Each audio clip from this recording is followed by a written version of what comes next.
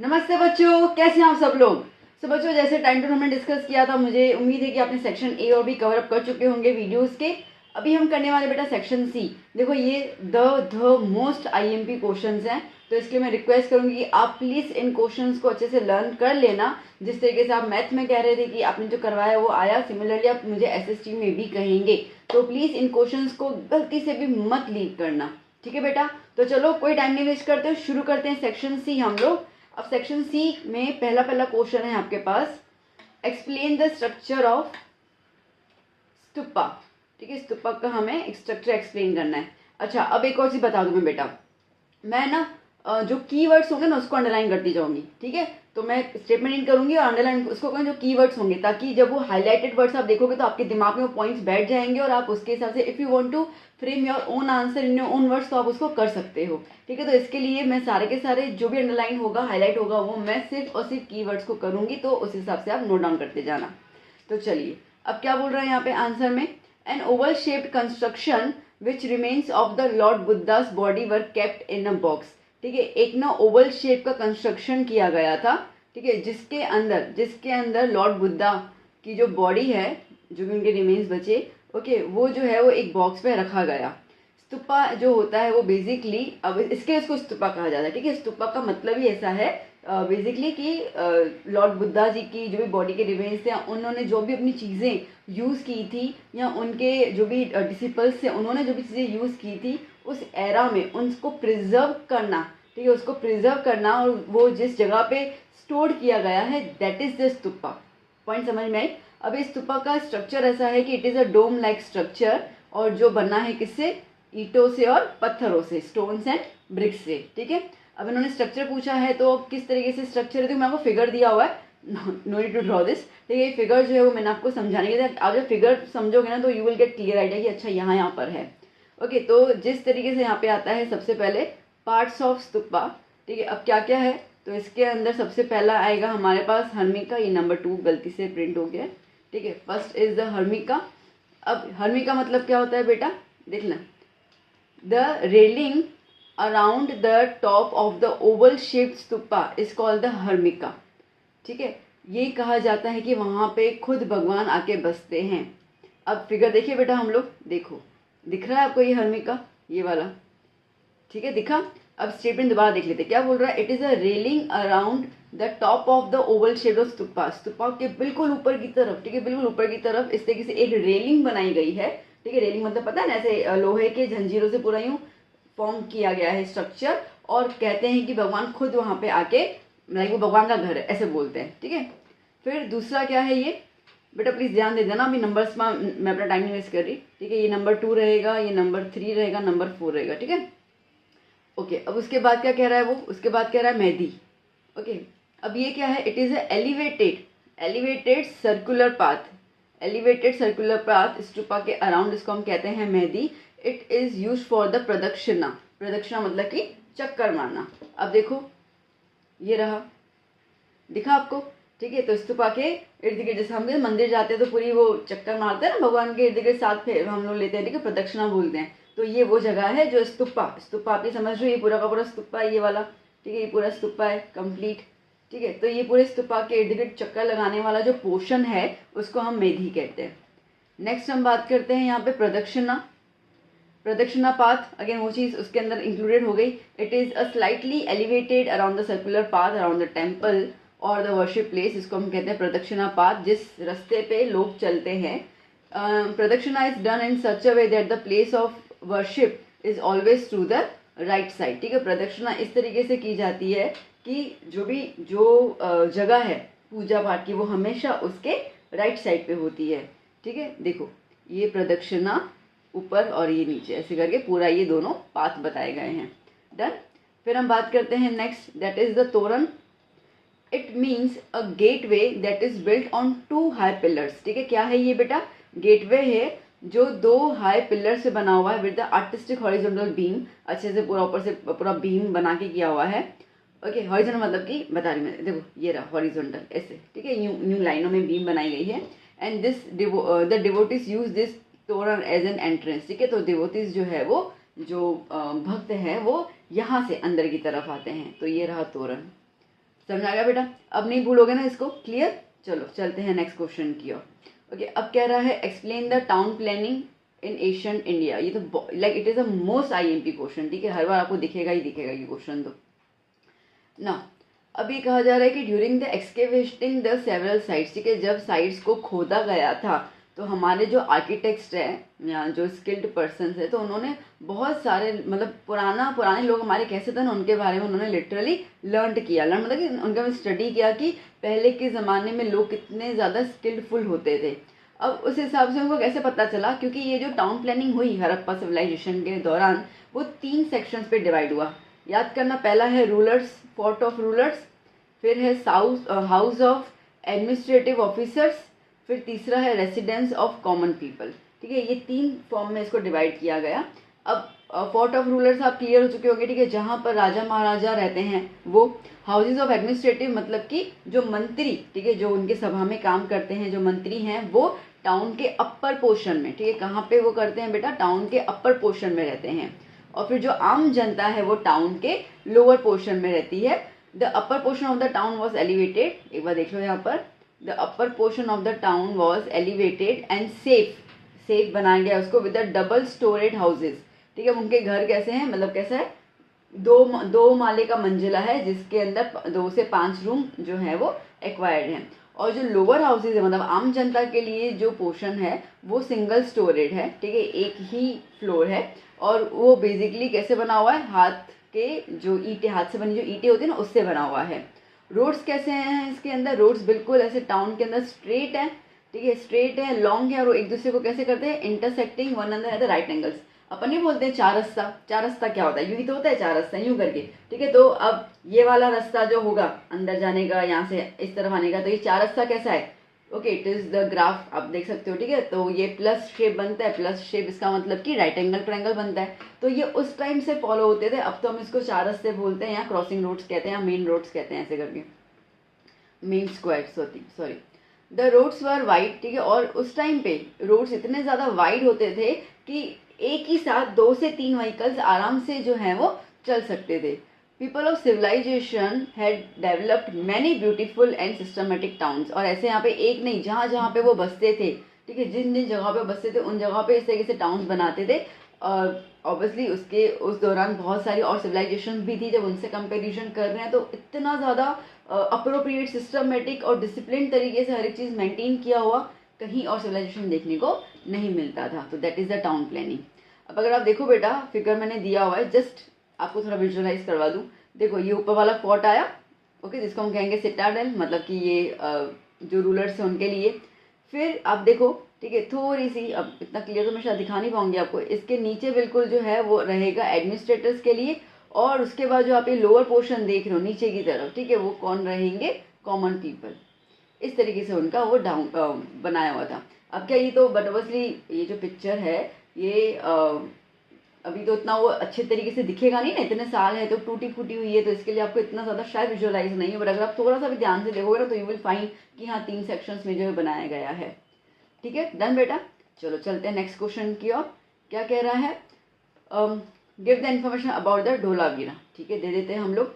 धोलावीरा का क्वेश्चन अभी आने के चांसेस बहुत ज़्यादा है, मैं उसका रीज़न बता दूं। मुझे ऐसा लग रहा है कि अभी जो हमारी गवर्नमेंट है वो प्लानिंग कर रही है कि धोलावीरा को काफ़ी ज़्यादा और लाइक कैसे बहुत ज़्यादा एक हाई सिटी में इसको कन्वर्ट करना है, ताकि बाहर के जो भी डेलीगेट्स आते हैं उनको वहाँ पे रुकाने की वो चीज़ कर रहे हैं। It's a top secret. ठीक है, तो अगर इस तरीके का कुछ चल रहा हो प्लानिंग तो धोलावीरा के बारे में सवाल आ सकते हैं। ठीक है, कि धोलावीरा के बारे में अगर लोगों को अभी से पता होगा तो जब वो डेवलप करेगा तो उनको पता होगा कि ठीक है धोलावीरा भी एक सिटी है गुजरात के अंदर। ठीक है, चलो तो करते हैं हम लोग। वैसे तो इसको कहते हैं ये जगह को ही कहते हैं, इसका जो रास्ता है ना धोलावीरा का, वैसे कहते हैं रोड टू हेवन। ठीक है, स्वर्ग में जाने का रास्ता जो है वो धोलावीरा के लिए कहा जाता है। वेल, तो ये बहुत सारी बातें हैं इसके बारे में, अपन now we have to stick for the study. So 1990 में जो आर्कियोलॉजिकल सर्वे ऑफ इंडिया, मतलब कि ASI, ठीक है, आर्कियोलॉजिकल सर्वे ऑफ इंडिया ने ये पूरा सर्वे किया था। सर्वे the heaps of ruins of a huge, ठीक है, जो भी मलबे पड़े थे ना उसको पूरा देखा था, and it is considered as a heap मतलब कि पूरा यूं मलबों का पूरा ढेर। ठीक है, तो heap of ruins of a huge and systematic town, मतलब कि सिस्टमेटिक टाउन तब दिखा था। अब ये कहा जा रहा है कि ये अगेन हड़प्पा सिविलाइजेशन का ही होगा, बिकॉज जब उन्होंने हड़प्पा सिविलाइजेशन की, अपन आगे जो टाउन प्लानिंग देखा, ठीक है, तो उसके अंदर जो सिस्टमेटिक प्लानिंग था सेम हुबहू जो है वो धोलावीरा में देखने को मिली थी। And was found 2 kilometre away from the Dholavira at the village at the Khadirbet, ठीक है, जहाँ पर हड़प्पन सिविलाइजेशन ऐसे मानते हैं कि वहाँ पे रहते थे वहाँ के लोग। In vast desert of the Bachau taluka about 140 kilometre away from the Bhuj, ठीक है। ये वाली इंपॉर्टेंट, ये वाली पॉइंट बिल्कुल लिख के आओगे कंपलसरी, इसको तो भूलना ही मत, क्योंकि बहुत सारी चीज़ें इसके अंदर है। 2 किलोमीटर यहाँ से दूर है, 140 यहाँ से दूर है, तो ये सारे पॉइंट लिखोगे तो एग्जामिनर का ध्यान जाएगा और लिखेगा ठीक है जो बच्चे ने हैं बहुत सही तरीके से लर्न किया है। ओके, फिर हम बात करते हैं यहाँ पे जो ये बेसिकली लिटरली ये जो टास्क दिया गया था कि धोलावीरा की के अंदर एग्जामिनेशंस करो, उसके लिए किन को हायर किया था? रविंद्र सिंह बिस्ट, ठीक है, किन को हायर किया था? Ravindra Singh Bisht for the special task of the excavation. अब धोलावीरा के फीचर्स क्या हैं, ठीक है, क्या क्या है उसके अंदर?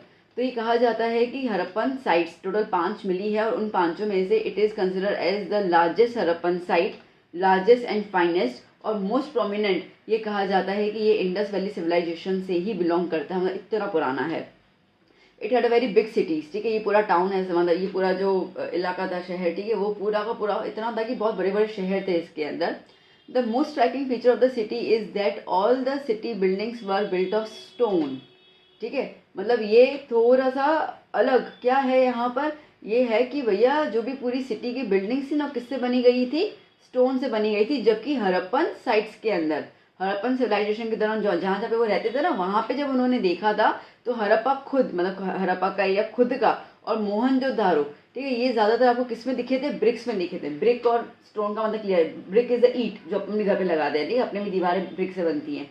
तो हड़प्पन और उनके अंदर ब्रिक का उनको फॉर्मेशन मिल रहा था, जबकि धोलावीरा के अंदर स्टोन्स का, ठीक है, पत्थरों का। अब देखो पत्थर टूटते ही नहीं है, कितने स्ट्रांग होते हैं, ठीक है, तो इतना ज़्यादा स्ट्रांग उस टाइम पे दीवारें और बिल्डिंग्स बनाई जाती कि टूटने, मतलब भूकंप आए कुछ भी आए तो कभी टूटने की उसके अंदर संभावना ही ना हो। Okay, the remains found here like palaces. अब वहाँ पे क्या क्या मिले थे? महल, ऐसे लगा था पूरा महल बनाया हुआ है। Main walls of town are painted, ठीक है, जो मेन था वो वाइट कलर था, जो मेन वॉल्स थे टाउन के ऊपर बांट गए थे। हम कैसे बोलते हैं Jaipur is the pink city, बोलते हैं ना, क्यों? क्योंकि वहाँ पे आप देखोगे तो बाहर के हर घर, मतलब हर जगह पे पिंक कलर है। तो उस दौरान धोलावीरा में बाहर का जो भी होता था वो हमेशा वाइट कलर में करते थे, ठीक है, इस तरीके से बोला गया।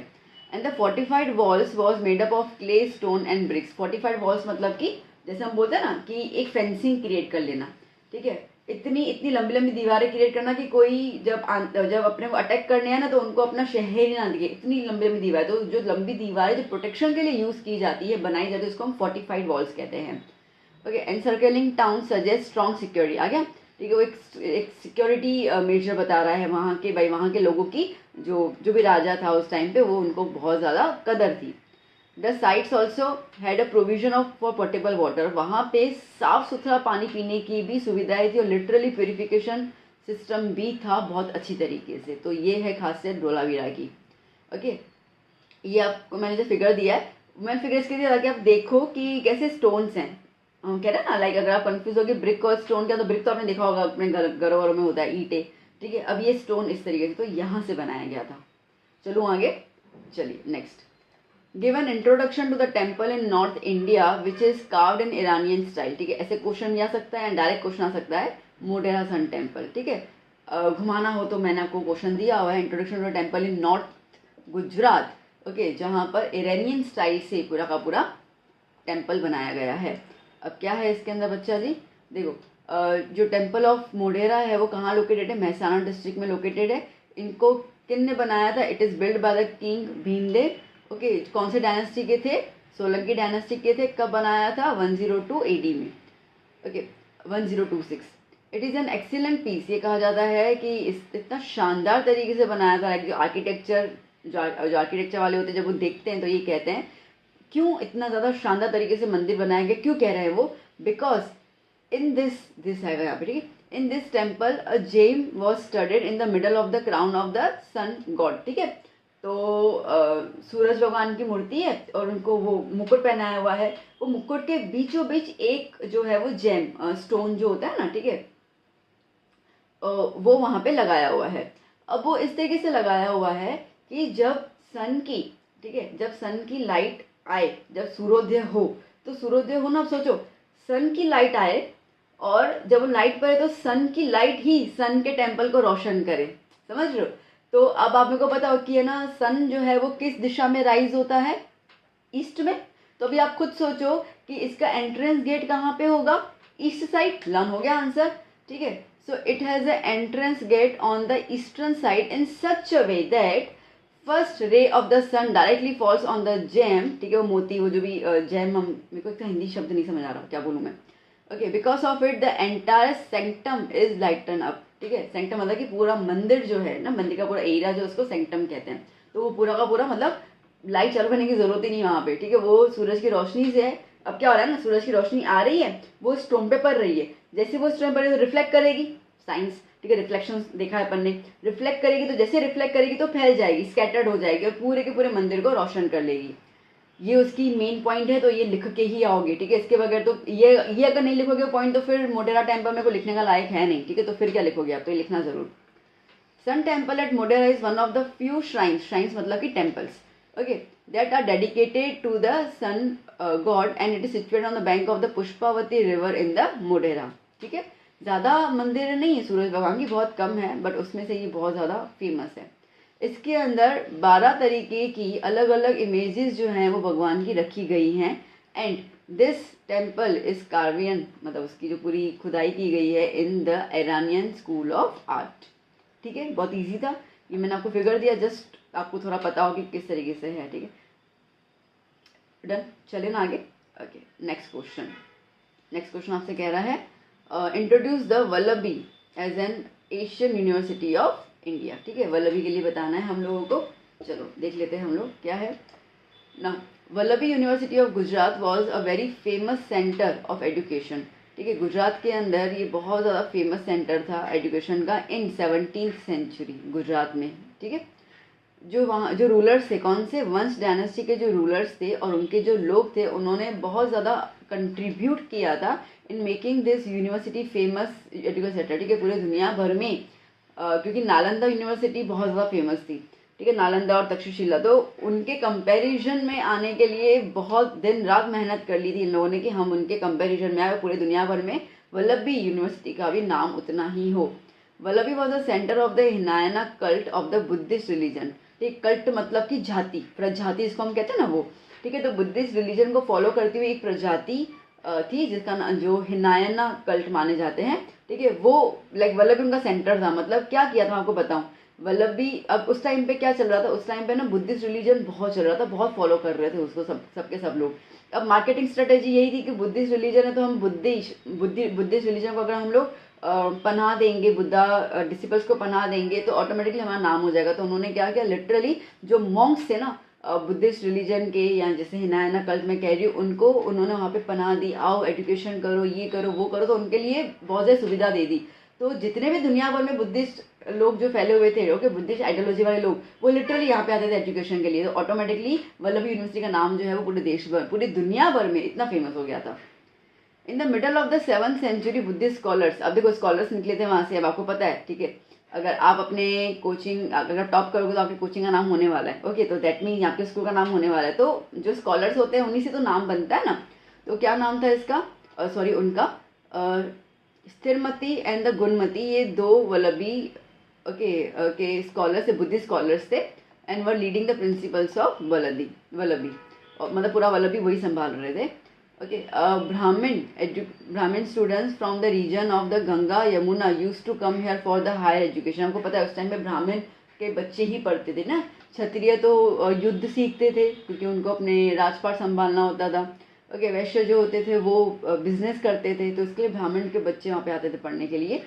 Chinese traveller Singh noted that Vallabhi competed with the, ठीक है, जिसमें मैंने कहा ना कि उसने देखा कि वल्लभी जो है वो नालंदा से कम्पीट कर रहा है। नालंदा जो इंडिया के ईस्टर्न पार्ट में लोकेट कर रही है, हम कहाँ पे हुए, गुजरात। गुजरात कहाँ पे, waste.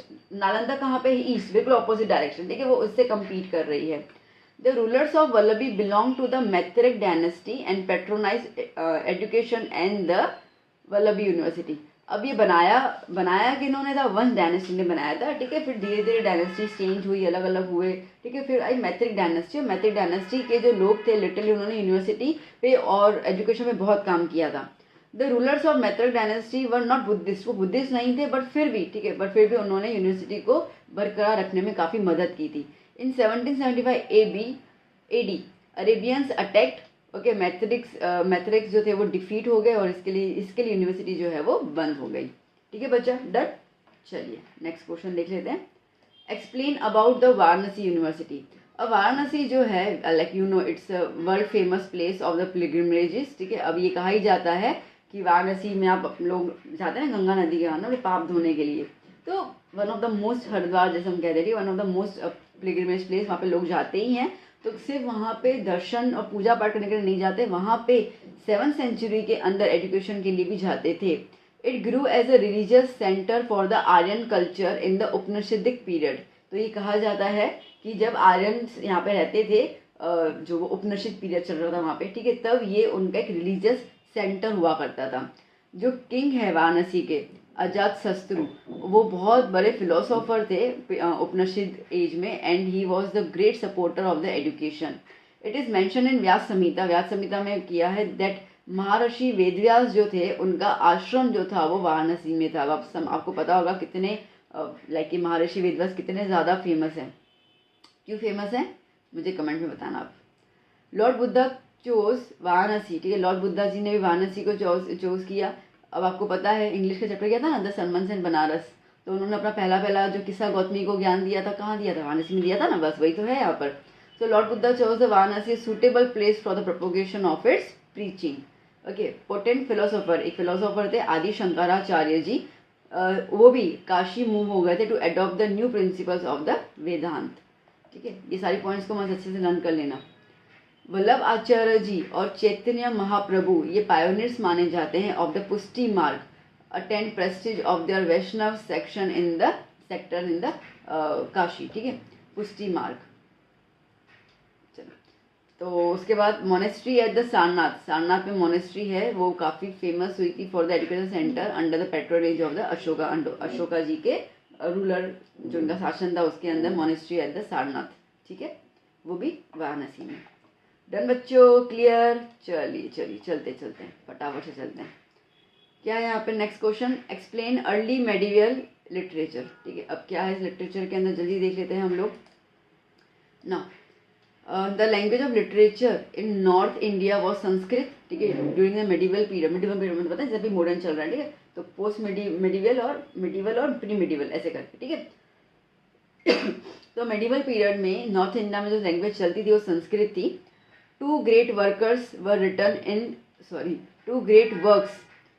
in the Kashmir, namely Somdeva's कथा सरिता सागर और कल्हानास रजत रत्नागिरी, ठीक है, ये है यहाँ पे। जयदेवा जो है वो लिखी गई थी बाय द गीत Govind, he was another finest poem, like it's a poem in the Sanskrit, and one of the earliest works in the form of the Hindi, ठीक है, हिंदी के अंदर संस्कृत, तो इसके बाद फिर धीरे धीरे हिंदी लैंग्वेज आने लगी, और हिंदी में सबसे पहली जो लिखावट हुई थी वो पृथ्वीराज रसो हुई थी, जो चंद्रबरदाई ने लिखी थी वो। और उसमें क्या था, पृथ्वी रसो के अंदर जो भी पृथ्वीराज चौहान जी थे उनकी जितनी भी हीरोइक डीड्स मतलब जो भी उन्होंने काम किए थे, ठीक है, हीरोइज्म वाले, तो हीरोइज्म वाले सारे के सारे काम, हीरोइज्म इसका मतलब ये नहीं कि टीवी में काम करना, हीरोइज्म मतलब कि बहादुरी और करेज, और जिस तरीके से सामने लड़ना, अपने देश को बचाना, अपने देशवासियों को बचाना, इस तरीके की उनकी सारी की सारी चीज़ें वो रसों में लिखी गई है। पोएट पंपा, उन्होंने कंपोज किया था आदि पुराण एंड द विक्रमार्जुन विजयजंत। The poet Ponna wrote the Shanti Purana describing the life of the 16th Jain Tirthankar, ठीक है, 16th जैन तीर्थंकर की पूरी लाइफ के बारे में उन्होंने लिखा था। द पोएट राणा, उन्होंने किताब लिखी थी अजिनाथम पुरन एंड द गधा युद्ध। पोएट कंबन, उन्होंने उन्होंने लिखा था कॉम्पोस्ट, एक्चुअली लिखा नहीं था उन्होंने, एक्चुअली रामायण थी ना उसको उनको तमिल लैंग्वेज में उन्होंने कन्वर्ट कर लिया था। ड्यूरिंग द दिल्ली सल्तनत पीरियड, जो दिल्ली थी, ठीक है, the form of Delhi language namely, एक तो खड़ी बोली यहाँ पे बहुत ज़्यादा यूज़ की जाती थी, दूसरी ब्रिज भाषा बहुत ज़्यादा यूज़ की जाती थी, okay, for the writing literature. Okay, खड़ी बोली, अपने आप कोई लैंग्वेजेस जैसे बिल्कुल शुद्ध तरीके से बोलते हैं उसको खड़ी बोली बोलते हैं। और ब्रिज भाषा जैसे आपने यूपी के कुछ लोगों का सुना होगा, जैसे आपने कुछ ऐसे वेब सीरीज और टीवी सीरियल्स भी देखे होते जहाँ पे ना वो यूपी लैंग्वेज का यूज़ किया जाता है, ठीक है। हम यहाँ पे नहीं आवत ऐसे कर गया, मुझे पूरी नहीं आती है, तो उसको ब्रिज भाषा कहते हैं, ठीक है ना। A book called the Chandrayan, वो लिखा था मूला दाऊद ने, which is consider as the oldest book in the Awadhi language. Okay, अब ये वाली चीज़ मैंने डाली थी सेक्शन ए के अंदर, आप लोगों ने लर्न कर लिया हो तो आपको ये आइडिया हो चुका होगा। पर्शियन जो है वो लैंग्वेज मानी जाती थी in the court of the Delhi सल्तनत। जैसे अभी हमारे यहाँ पे कोर्ट है तो हाई कोर्ट में इंग्लिश लैंग्वेज चलती है, ठीक है। डिस्ट्रिक्ट कोर्ट्स में जो भी अपना डिस्ट्रिक्ट है, गुजरात हो गया, कुछ हो गया, उनकी लैंग्वेज चलती है। तो जब दिल्ली सल्तनत था, ठीक है, जहाँ पे राजा देखते थे कौन गलत है क्या नहीं, तो उनकी सभा के अंदर तब पर्शियन लैंग्वेज चलती थी। जियाउद्दीन बनानी, ठीक है, उन्होंने लिखा हुआ है तारिक ए फिरोज शाही, और यहाँ पर बेसिकली पूरा का पूरा उन्होंने बताया हुआ है for the region of the Khilji और तुगलक किंग, उनके बारे में पूरी बताई है। उन्होंने एक और पॉलिटिकल थियोरी भी लिखी है जिसको कहते हैं फतवा ए जहांगीर, ठीक है। फतवा मतलब कि इंफॉर्मेशन, ठीक है, नोटिस जो जहांगीर ने पास किया था रिगार्डिंग द पॉलिटिक्स। नाउ अमीर खुसरो, उन्होंने बहुत ज़्यादा काम किया पर्शियन लैंग्वेज के अंदर। उन्होंने किताब लिखी आशिकिया, नहा, सिफर, किरातुल साधन, ये कुछ नाम है, आप देख लेना, लर्न कर लेना प्लीज़। कबीर, मे बी इनमें कुछ नाम गलत, नाम की स्पेलिंग कुछ गलत हो तो एक बार सिर्फ आप रीचेक कर लेना आपकी टेक्स्ट बुक के अंदर, ठीक है। वैसे गलत तो नहीं होगा बट मुझे एक में लग रहा है, आप उसको देख लेना please. Kabir the great saint and the poet mainly compose his work in the Sadhukkadi. Among them, Kabir के दोहे आपको पता है, it is like it has become the part of the folklore, ठीक है। फोकलोर मतलब कि जो आम लोग बैठते हैं और वो कबीर के दोहे, ठीक है, हमने भी सुने हैं बहुत सारे कबीर के दोहे। ओके, कल करे सो आज कर, आज करे सो अब, ओके, ये वाला जो पूरा दोहा है, ठीक है। सो पल में प्रलय हो जाए, करेगा कब, ऐसे करके पूरा है, तो ये बहुत ज़्यादा फेमस होते थे। मालिक मोहम्मद जियासी, उन्होंने पद्मावत लिखी थी, पद्मावती इन द अवध, ठीक है, आपने देख ही ली होगी पद्मावत मूवी, तो बस वही पूरी कहानी। तुलसीदास जी ने रामचरितमानस लिखी थी अवध के अंदर, अवधी लैंग्वेज, सॉरी, अवध तो जगह का नाम है, ठीक है। तो that is all about the literature portion. अगर आप टेक्स्टों में देखोगे ना तो बहुत ज़्यादा डिटेल में है, बहुत ज़्यादा डिटेल में। तो उनमें से जो अब उस समय राज्य चल रहे थे उनमें जो लैंग्वेज आई तो उसके बारे में मैंने आपको शॉर्ट में यहाँ पे दिया हुआ है। इतना कि आप सेक्शन सी के हिसाब से 3 मार्क हैं तो 7-8 पॉइंट्स आपको मैंने दे दिए ताकि आपको ये कंप्लीट आंसर दे देगा। चलिए नेक्स्ट क्वेश्चन देख लेते हैं हम लोग। Now describe the process of the soil formation and state the types based on which it is formed. तो देखो बेसिकली सॉइल होता क्या है, तो ये अर्थ का अपर पोर्शन जो होता है, the part of the surface of the earth जहाँ पे वेजिटेशन ग्रो होता है, मतलब कि जहाँ पे हम खेती बाड़ी करते हैं, जहाँ पर प्लांट्स वगैरह उगते हैं, उस पोर्शन को हम कहते हैं सॉइल। सॉइल एक बहुत पतली सी लेयर होती है जिसके अंदर बहुत सारे एलिमेंट्स होते हैं अर्थ के सरफेस में, मिनरल्स, ह्यूमिडिटी, ह्यूमस और एयर, ये सारे के सारे सॉइल के अंदर मिक्सड होते हैं। Soil is formed due to the material available through the denudation. ठीक, डेन्यूडेशन मतलब क्या होता है, लाइक वाटर, सन, लाइकेंस, ठीक है, इनके थ्रू जो रॉक्स होते थे वो बिल्कुल फाइन पार्टिकल्स में कन्वर्ट हो जाते हैं और उसके बाद वो सॉइल बनता है, तो the process is known as the denudation. Okay, biotic remnants मतलब कि बायोटिक माइक्रो ऑर्गेनिजम्स को हम कहते हैं, बैक्टीरिया, फंगस, लाइकेन, अलगे, ये सब हो गया। ह्यूमिडिटी एंड एयर, ये सब उनके अंदर मिक्सड होता है। Soil is a natural mixture of minerals, ठीक है, सॉइल जो खुद लाइक नेचुरल, हम तो कुछ करते ही नहीं उसके अंदर, वो खुद ही मिक्सचर है मिनरल्स का और बायोटिक एलिमेंट्स का, जिसकी वजह से, ठीक है, जिसकी वजह से सॉइल के अंदर ग्रोइंग कैपेसिटी बढ़ जाती है और इसकी वजह से वहाँ पर डेवलपमेंट होता है for the vegetation and the agriculture crop production. ना सॉइल को हम क्लासीफाई करते हैं on the basis of colour, ना, ब्लैक कलर, रेड कलर, अभी तो आपको पता ही है। क्लाइमेट के बेसिस पे, क्योंकि हर जगह क्लाइमेट अलग अलग है। पेरेंटल रॉक, ये किस में से टूट के बना है। स्ट्रक्चर कैसा है, जैसे आपने बताया लूमी सॉइल या डेजर्टिफाइड पूरी फैल जाती है, ठीक है। स्ट्रक्चर कैसा है, वो ह्यूमस कितना है उसके अंदर, ह्यूमस कम होगा तो डेजर्ट वाली सॉइल हो जाएगी, ह्यूमस ज़्यादा होगा तो एग्रीकल्चर फर्टाइल सॉइल में काम आ जाएगी, ठीक है। तो ये इन सब के बेसिस पे सॉइल को जो है वो डिवाइड किया जाता है। चलिए next question, right a note on about alluvial soil, ठीक है। एलुवियल सॉइल के बारे में हमें पूरा का पूरा इन्फॉर्मेशन देना है।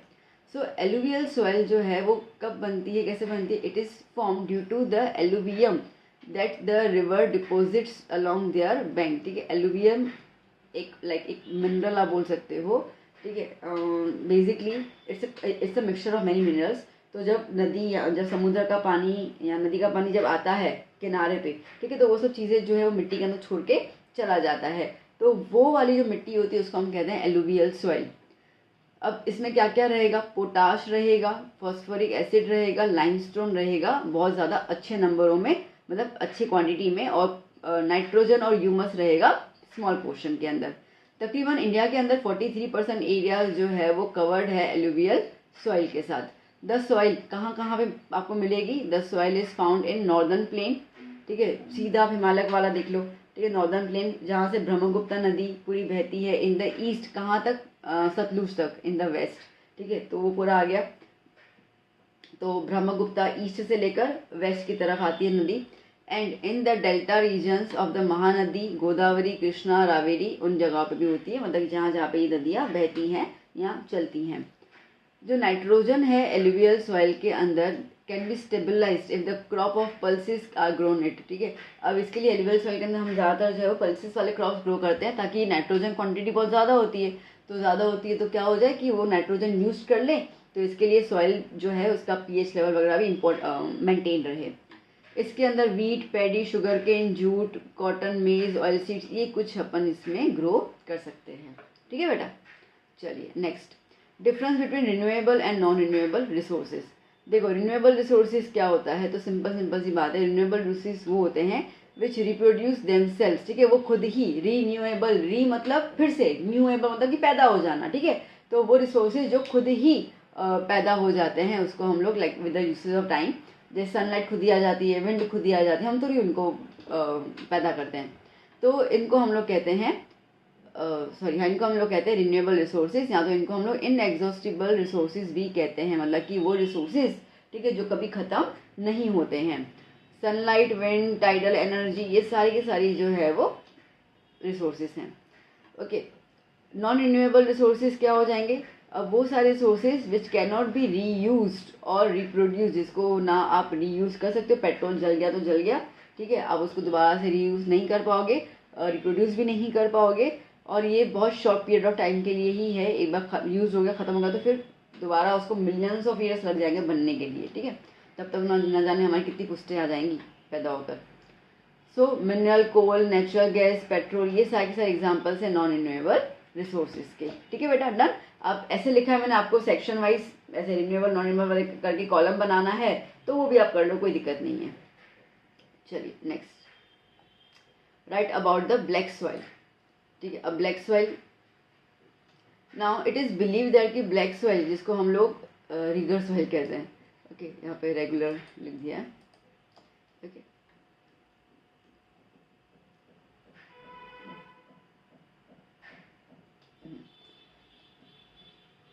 ओके, तो रिगर सॉइल होती है which form due to the solidification of the lava, ठीक है। अब जब वॉल्केनो एरप्शन होता है तो पूरा का पूरा लावा बाहर निकलता है वॉल्केनो में से, ठीक है, तो वो पूरा निकल के ज़मीन पे आ जाता है। जब वो पूरा का पूरा सूख जाता है, ठीक है, पूरा का पूरा सूख जाता है, तो अब देखो बेसिकली तो आप ना इसका कॉन्सेप्ट समझो, वॉल्केनो कितना गर्म होता है, ना जाने कितना टेम्परेचर इसका होता है। तो जब वो इतना हॉट लावा जब बाहर आके गिरेगा मिट्टी में, तो मिट्टी को भी जला देता है, पूरी की पूरी जली गई ना। तो मिट्टी जब जल जाती है तो कैसी हो जाएगी, काली काली हो जाएगी। तो इसके लिए इसको हम कहते हैं ब्लैक सॉइल, क्योंकि वो लावा के सूखने से, या लावा के गिरने से बनता है। और ये एक्टिविटीज़ कहाँ पे होती है, डेक्कन प्लेट्यू में होती है, और लाइक इनको होते हुए हज़ारों साल हो चुके हैं, पहले ही बहुत सारी चीज़ें होती रहती थी। ब्लैक सॉइल काफ़ी फर्टाइल मानी जाती है, और इसके पास जो है वो मॉइस्चर रिटेन करने की कैपेसिटी बहुत अच्छी होती है, ठीक है, अच्छे से पानी को होल्ड कर सकती है।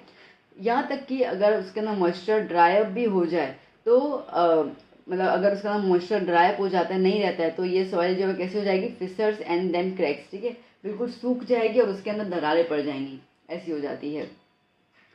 ब्लैक और रिगर सॉइल जो है वो तकरीबन पूरे इंडिया में 50% जितना एरिया कवर करती है। कहाँ मिलेंगी आपको? महाराष्ट्र मिलेंगी, waste portion of the Madhya Pradesh, Andhra Pradesh और कुछ कर्नाटक के एरिया से मिलेगी। गुजरात के अंदर आपको ये सूरत, भरूच, नर्मदा, बड़ौदा, तापी और डांग डिस्ट्रिक्ट में देखने को मिलेगी।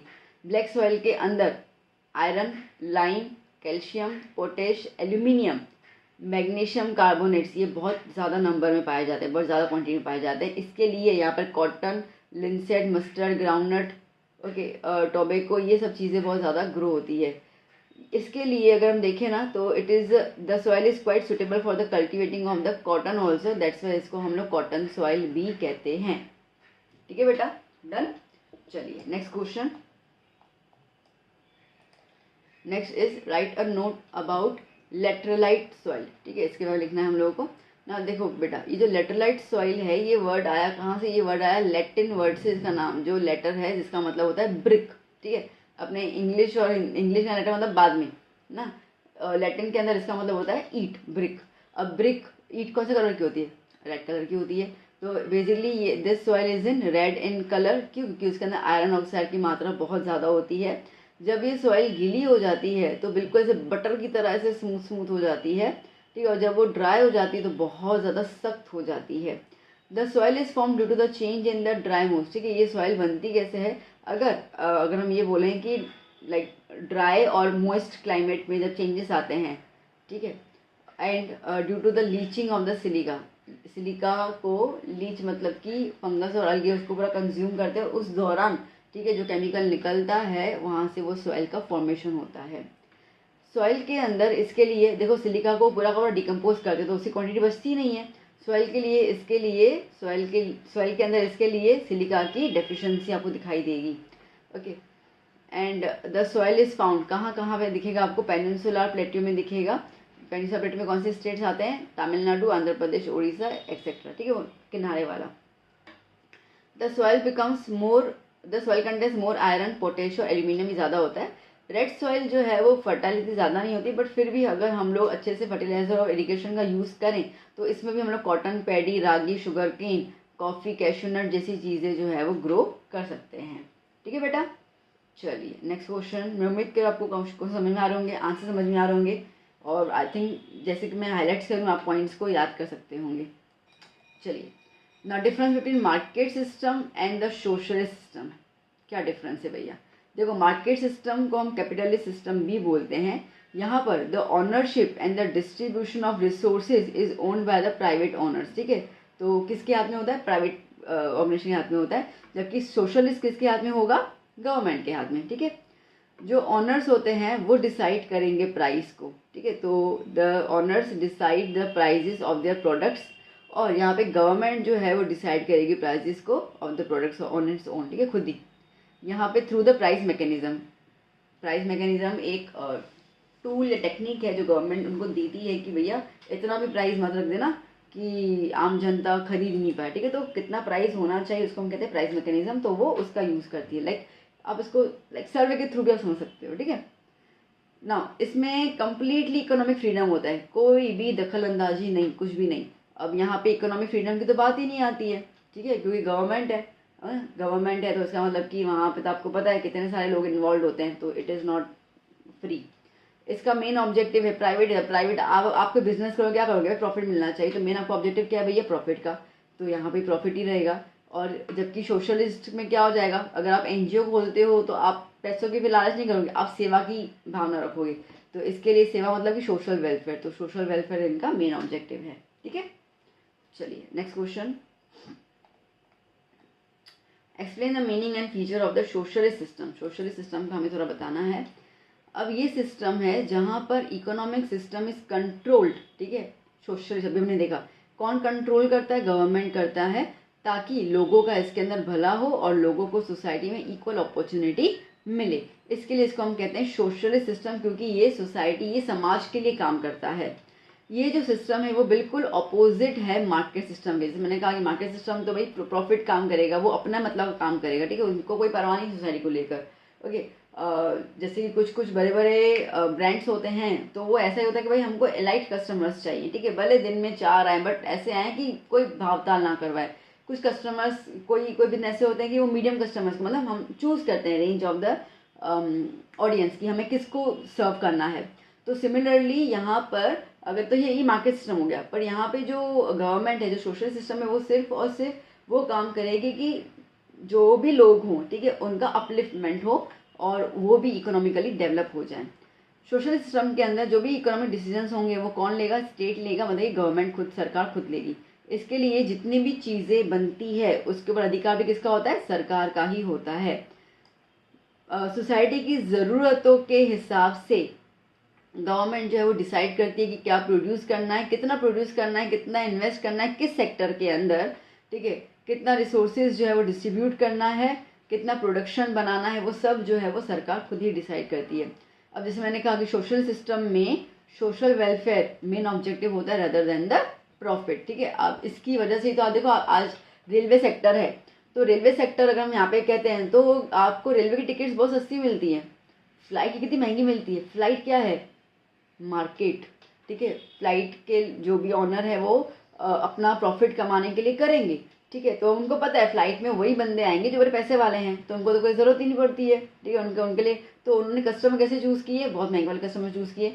जबकि रेलवे का देखो तो गवर्नमेंट कैसे कर रही है? अच्छा, गवर्नमेंट ने भी किया, सेक्शन बना दिए होंगे, simple sleeper, first tier, 2 tier से करके, भाई जिसकी जितनी कैपेसिटी और बहुत कम पैसों के अंदर आप जो है वो ट्रेन का यूज़ कर सकते हो। तो ये क्या हो गया? ये समाज की सेवा करना हो गया, ठीक है। The government governs the factories, factories भी वो ध्यान देती है, वो खुद फैक्ट्रीज भी रन करती है गवर्नमेंट, ठीक है। टारगेट क्या बनाना है, किसका बनाना है, वो टारगेट डिसाइड करती है कि कितना प्रोडक्शन होना चाहिए और उन चीज़ों का, सर्विस का क्या प्राइस होना चाहिए, वो सब गवर्नमेंट डिसाइड करती है। फार्मिंग जो है वो गवर्नमेंट के अंडर ही आती है, वो किसी भी प्राइवेट सेक्टर के अंडर नहीं जाती। प्राइवेट मतलब कि मार्केट सिस्टम में नहीं जाती है, ठीक है। तो गवर्नमेंट ही पेमेंट देती है फार्मर्स को उनकी काम करने के लिए। कंट्री जैसे कि रशिया, चाइना जो है, उन्होंने फास्ट इकोनॉमिक ग्रोथ जो की है वो सोशलिस्ट सिस्टम को ही रख कर की है, ठीक है। ये सिस्टम के फीचर्स क्या हैं?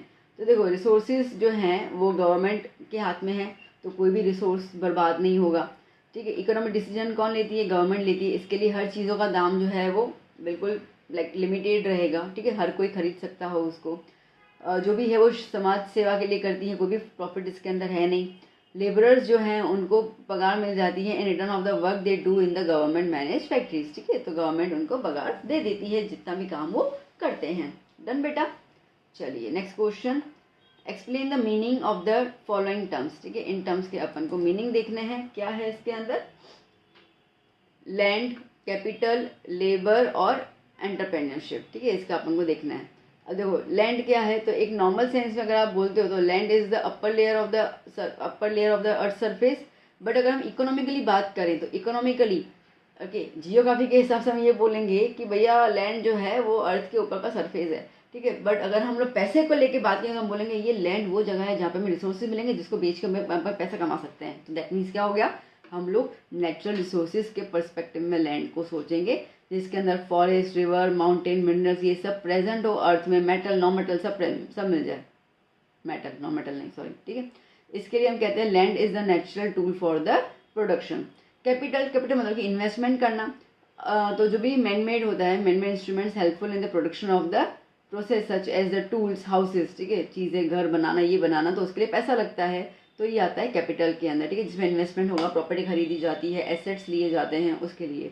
लेबर, लेबर जो है इसका मतलब है कि मेंटल और फिजिकल वर्क, ओके, जो पैसे कमाने के लिए आप करते हो। तो कोई भी, जैसे कि एक मजदूर है वो काम कर रहा है तो वो हो गया फिजिकल वर्क, एक डॉक्टर है वो काम कर रहा है तो वो हो गया फिजिकल प्लस मेंटल वर्क, एक टीचर है वो काम कर रही है तो वो मेंटल वर्क, ठीक है, क्योंकि हमें कोई मजदूरी तो नहीं करनी बट हमें हमारा दिमाग चलाना है। तो मेंटल और फिजिकल वर्क को हम लेबर में काउंट करते हैं, और ये हम इसके लिए करते हैं ताकि हमें पैसा मिल जाए, मतलब थोड़ा पैसा हम कमा पाए। तो लेबर क्या हो गया? पैसा कमाना, मतलब कि आपको लाइफ जीने के लिए पैसे तो चाहिए ना बेटा। आज आप पढ़ाई क्यों कर रहे हो? ताकि आगे आपका फ्यूचर अच्छा बने, आप अच्छे पैसे कमाओ, तो मेन तो वही है। तो labour is a living factor. कैसा फैक्टर हो गया ये? लिविंग फैक्टर, ठीक है। जिसके अंदर फार्म लेबरर्स आ गए, वर्कर्स आ गए, टीचर्स, डॉक्टर्स, आर्टिशियन सब आ गए इसके अंदर। एंटरप्रेन्योरशिप वो इंसान होता है जो इन तीनों चीज़ों का, लैंड, कैपिटल और लेबर, इन तीनों फैक्टर्स का बहुत अच्छी तरीके से यूज़ करना जिसको आता हो, ठीक है, उसको हम कहते हैं एंटरप्रेन्योर।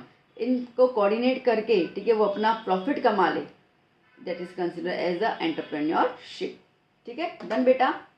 ओके, आपको क्या लगता है अंबानी ने रिहाना को क्यों बुलाया गाना गाने के लिए? कितना चल रहा है ये?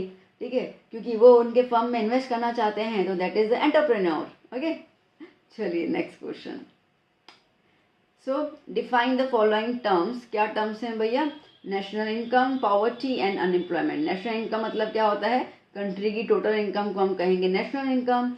पॉवर्टी का मतलब क्या होता है? जो large number of people are deprived of satisfying their needs, basic needs. ठीक है, जो एक बोलते हैं ना, रोटी कपड़ा मकान, ये बेसिक नीड्स है एक इंसान की। अगर वो कोई भी इंसान ये सब चीज़ें हासिल नहीं कर पाता है या उसके पास नहीं है, तो हम लोग उसको बोलेंगे पुअर। ठीक है, तो पॉवर्टी के लिए कोई डेफिनेशन नहीं है, बट हम इन सब चीज़ों को मिला के हम कह सकते हैं कि भैया वो गरीब है ना। ऐसे करके जो बच्चों को स्कूल नहीं पढ़ा सकता है, दवाई नहीं खरीद सकता अगर बीमार हो जाए, तो कपड़े नहीं खरीद सकता अगर दिवाली हो, तो एक एग्जाम्पल दे रही हूँ। ठीक है ना। फिर आता है अनएम्प्लॉयमेंट। अनएम्प्लॉयमेंट मतलब कि वो इंसान जो 15 से लेकर 60 साल की उम्र का है, जिसको काम करने के लिए वो रेडी है, उसको काम करना है, बट उसको काम मिल नहीं रहा है। ठीक है, हैज़ एनर्जी, क्वालिफिकेशन, ओके, जवान खून है, वो काम की तलाश में है बट काम नहीं मिल रहा है उसको, ऐसे लोगों को हम कहेंगे अनएम्प्लॉयड, और ऐसी कंडीशन को हम कहेंगे अनएम्प्लॉयमेंट। ठीक है, चलो चलो next 17th question. State the characteristics of a mixed economy. Mixed economy के कैरेक्टरिस्टिक्स बता दो। Now the economic system in which both the government and private individuals. ठीक है, मिक्स्ड इकोनॉमी मतलब कि जहाँ पे गवर्नमेंट और प्राइवेट दोनों एक साथ मिलकर काम करती है, उसको हम कहते हैं mixed economy. Mixed economy is a middle way of the market system and socialist system. जैसे मैंने कहा ना, market is completely for the private sectors, socialist is completely for the government sector. हम हैं मीडियम, मतलब कि हमारे यहाँ प्राइवेट सेक्टर भी है और गवर्नमेंट सेक्टर भी है, तो इसको हम कहते हैं mixed economy. Mixed economic system जो है वो बेसिकली जैसे कि मार्केट सिस्टम में जो भी लूप होल्स थे, ठीक है, जो भी इसके ड्रॉबैक्स थे, उसको रिमूव करके एक नया तरीका, मतलब मार्केट और सोशलिस्ट दोनों में कुछ ना कुछ तो खराबी होगी ना, सीधी सी बात है, every coin has two sides, तो सब अच्छा अच्छा तो होगा नहीं। तो इनमें जो भी लिमिटेशंस थी, उन लिमिटेशंस को ओवरकम करने के लिए बीच वाला रास्ता निकाला गया, जिसको हम कहते हैं mixed economy. In mixed economy public और प्राइवेट सेक्टर दोनों आपस में एग्जिस्ट करते हैं। ठीक है, both public and private sectors were complementary. ठीक है, तो वो एक दूसरे के साथ compete नहीं करते, वो एक दूसरे के साथ मिल के काम करते हैं, उसको हम कहते हैं कॉम्प्लीमेंट्री। प्राइवेट ऑनरशिप जो होगी वो कहाँ कहाँ पे एग्जिस्ट होगी? एग्रीकल्चर में हो सकती है, ठीक है, ट्रेड में होगी, स्मॉल कंज्यूमर इंडस्ट्रीज में होंगी, and where as the basic main जो होता है, तो ये की इंडस्ट्री हो गया, लाइक हैवी इंडस्ट्रीज हो जाते हैं, फैक्ट्रीज आ जाते हैं। ओके, अब इसके अंदर देखो, heavy industries, factories, defence, railway, electricity, road, irrigation, ये सब कौन करेगा? गवर्नमेंट करेगा। ठीक है, तो हमारा India, you know, we are the mixed economy, उसके अंदर आते हैं हम लोग। ठीक है, तो गवर्नमेंट ने क्या किया, इसका मेन वो है कि जब ब्रिटिश रूल यहाँ से गया था तो हम लोग गरीब हो चुके थे ना, पैसे थे ही नहीं ना, गवर्नमेंट के पास इतनी फंडिंग थी ना कुछ था, बट उस टाइम पे ही, जैसे कि फॉर एग्जांपल रतन टाटा जी हैं, उनके जो थे जमशेद टाटा जी, ठीक है, तो वो ऑलरेडी एक इंडस्ट्रियलिस्ट बन चुके थे ब्रिटिशर्स के टाइम पे ही, तो एक बहुत सारे लोग और भी थे उस टाइम पे, तो उनके पास पैसा था, तो गवर्नमेंट ने काम किया कि भाई हमें हमारे इंडिया को जो है प्रोग्रेसिव बनाना है, तो एक काम करो, थोड़ा योगदान आप दो, थोड़ा योगदान हम देते हैं। तो इसके लिए प्राइवेट और गवर्नमेंट सेक्टर दोनों ने मिलकर काम करना शुरू किया। ओके, तो उन्होंने काम का बंटवारा कर दिया। ठीक है भाई, इतना इतना आप कर लो प्राइवेट में, इतना इतना हम कर लेंगे गवर्नमेंट के अंदर। Mixed economy is such an economic system in which the economic planning is given. ठीक है, इकोनॉमिक प्लानिंग होना बहुत ज़्यादा ज़रूरी है कि भाई पैसा खर्च करना है तो कहाँ खर्च करना है, कैसे खर्च करना है, वो बहुत ज़्यादा ज़रूरी है।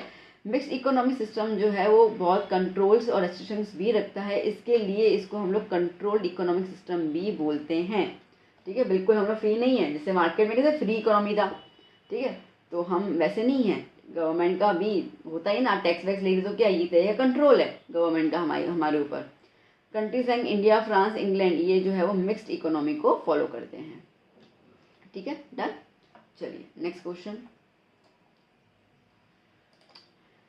Explain the structure of Indian economic system, इसका स्ट्रक्चर एक्सप्लेन करना है। देखो इंडियन इकोनॉमिक सिस्टम के अंदर जो भी इकोनॉमिक एक्टिविटीज़ होती है, मतलब पैसे कमाने के लिए जो जो भी जरिए हैं वो 3 भागों में डिवाइड किए गए हैं, प्राइमरी सेक्टर, सेकेंडरी सेक्टर और सर्विस सेक्टर। सर्विस को आप टर्शरी सेक्टर भी बोलते हो, ठीक है। तो इनमें डिवाइड किया गया है।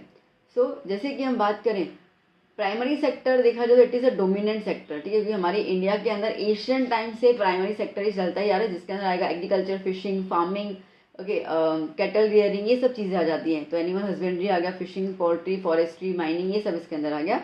ये एक्टिविटीज़ वो होती हैं जहाँ से एक अच्छी खासी इनकम जो है वो गवर्नमेंट तैयार कर लेती है, और इसी की वजह से बहुत ज़्यादा एम्प्लॉयमेंट भी पॉसिबल है, ठीक है। तो कोई भी गरीब, अगर गरीबी हटानी है तो प्राइमरी सेक्टर्स पे काम करना पड़ेगा।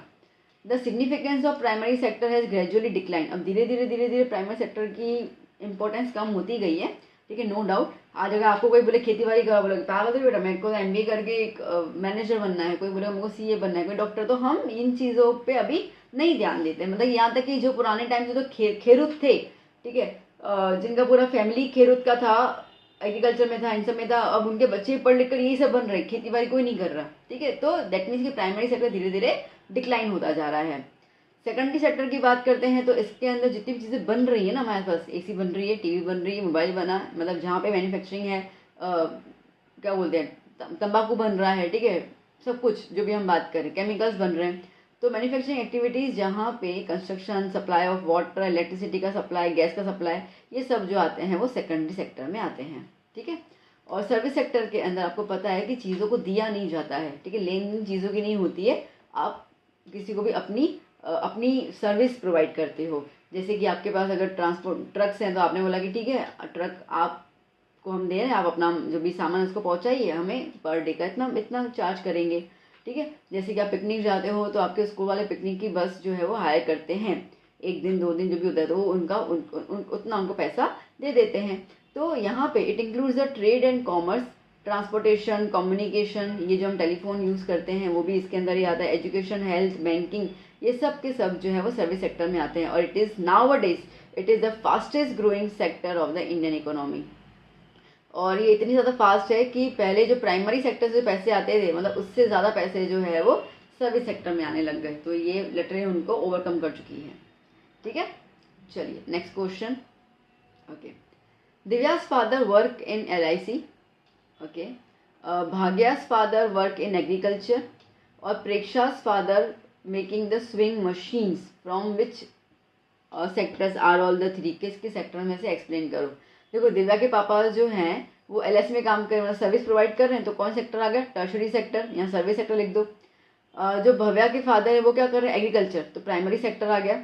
और जो प्रेषा के पापा है वो क्या कर रहे हैं, स्विंग मशीन बना रहे हैं, मतलब मैन्युफैक्चरिंग करना, तो सेकेंडरी सेक्टर आ गया, ठीक है। अब भव्या के फादर जो हैं ही इज़ अ फार्मर, ठीक है, he is a farmer as they work in the field and collect the raw material like fruits, vegetables, cotton, jute materials, तो this comes under the primary sector, ठीक है, primary sector में आ जाएगा। प्रेक्षा के जो father हैं वो मशीनें बना रहे हैं, क्योंकि इसका मतलब कि रॉ मटेरियल को कन्वर्ट कर रहे हैं वो कुछ सामान के अंदर, ताकि लोग उसको इजीली यूज़ कर पाए, ठीक है। तो इसको हम लोग कहते हैं सेकेंडरी सेक्टर। अब दिव्या के पापा जो है वो LIC में काम कर रहे हैं, तो वो एक तरीके का लोगों को वो सर्विस प्रोवाइड कर रहे हैं, ठीक है, ज़िंदगी के साथ भी ज़िंदगी के बाद भी, तो वो प्रोवाइड कर रहे हैं, इसके लिए उसको हम कहते हैं टर्शरी सेक्टर, ठीक है। डन बेटा। चलो next question, state the advantages and disadvantage of market system. Advantages और डिसएडवांटेजेस बताओ मार्केट सिस्टम के। तो एडवांटेजेस बेटा मार्केट सिस्टम के ये है कि अब आप खुद सोचो, कोई आपको रोक टोक है ही नहीं, जो करना है करो बिजनेस, तो फुल फ्रीडम है, ठीक है। तो it protects individual freedom, okay. Resources of production, ठीक है, रिसोर्सेज जितने यूज़ करने यूज़ करो, कौन है रोकने वाला, ठीक है। जितना भी आप ग्रेट एक्शन यूज़ करना चाहते हो कर सकते हो। प्रोडक्शन जो है वो जितना करना चाहो, अबंडेंटली जितना करना चाहो उतना आप प्रोडक्शन कर सकते हो, आपको जिस भी चीज़ को बनाना है कंटिन्यूसली। अब जैसे होता है ना कि अभी अगर हम बात करते हैं कि लाइक रिलायंस को ले लो, अंबानी जी का, ठीक है, तो वो टेलीकॉम में भी है, वो अपैरल्स में भी हैं, कपड़ों में भी है, ठीक है, वो ऑयल और इसमें भी है, पेट्रोलियम में भी है, तो मतलब कि बहुत सारे सेक्टर्स हैं उनके।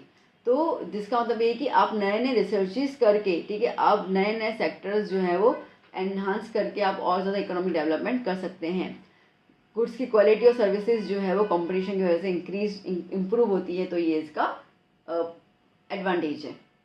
डिसएडवांटेज इसके अंदर प्रॉफिट के चक्कर में, ठीक है, प्रॉफिट कमाना है उसके, ये मेन ऑब्जेक्टिव होता है। तो जिसकी वजह से प्रॉफिट कब मिलेगा, ठीक है, प्रॉफिट वो तब मिलेगा जब एक अच्छा इंसान पैसा देके चीज़ें खरीदेगा। अब वो अच्छा और काबिल इंसान कौन होता है, जिसका ऑलरेडी बहुत पैसा होता है, ठीक है। इसका मतलब ये है कि जो भी लोग, ठीक है, जिनका बड़ा पैसा है, ये लोग ना प्रॉफिट कमाने के लिए उन्हीं के लिए चीज़ें बनाएंगे। तो जो लो लेवल पे लोग आते हैं, ठीक है, जो अफोर्ड नहीं कर पाते हैं, वो तो निगलेक्टेड हो गए। Okay, so they and reduce और neglected production of the essential, तो असेंशियल चीज़ें तो बन ही नहीं रही है। नेचुरल रिसोर्सेज का इतना ज़्यादा यूज हो रहा है क्योंकि उसके ऊपर आंख रखने वाला कोई है ही नहीं, ठीक है। समझो आपके ऊपर कोई हो ही नहीं, कोई बोलने ही वाला नहीं है, भाई पढ़ाई कर, तो आप तो यहाँ अक्खर पट्टी ये वो गेम वेम पूरा दिन खत्म, ठीक है।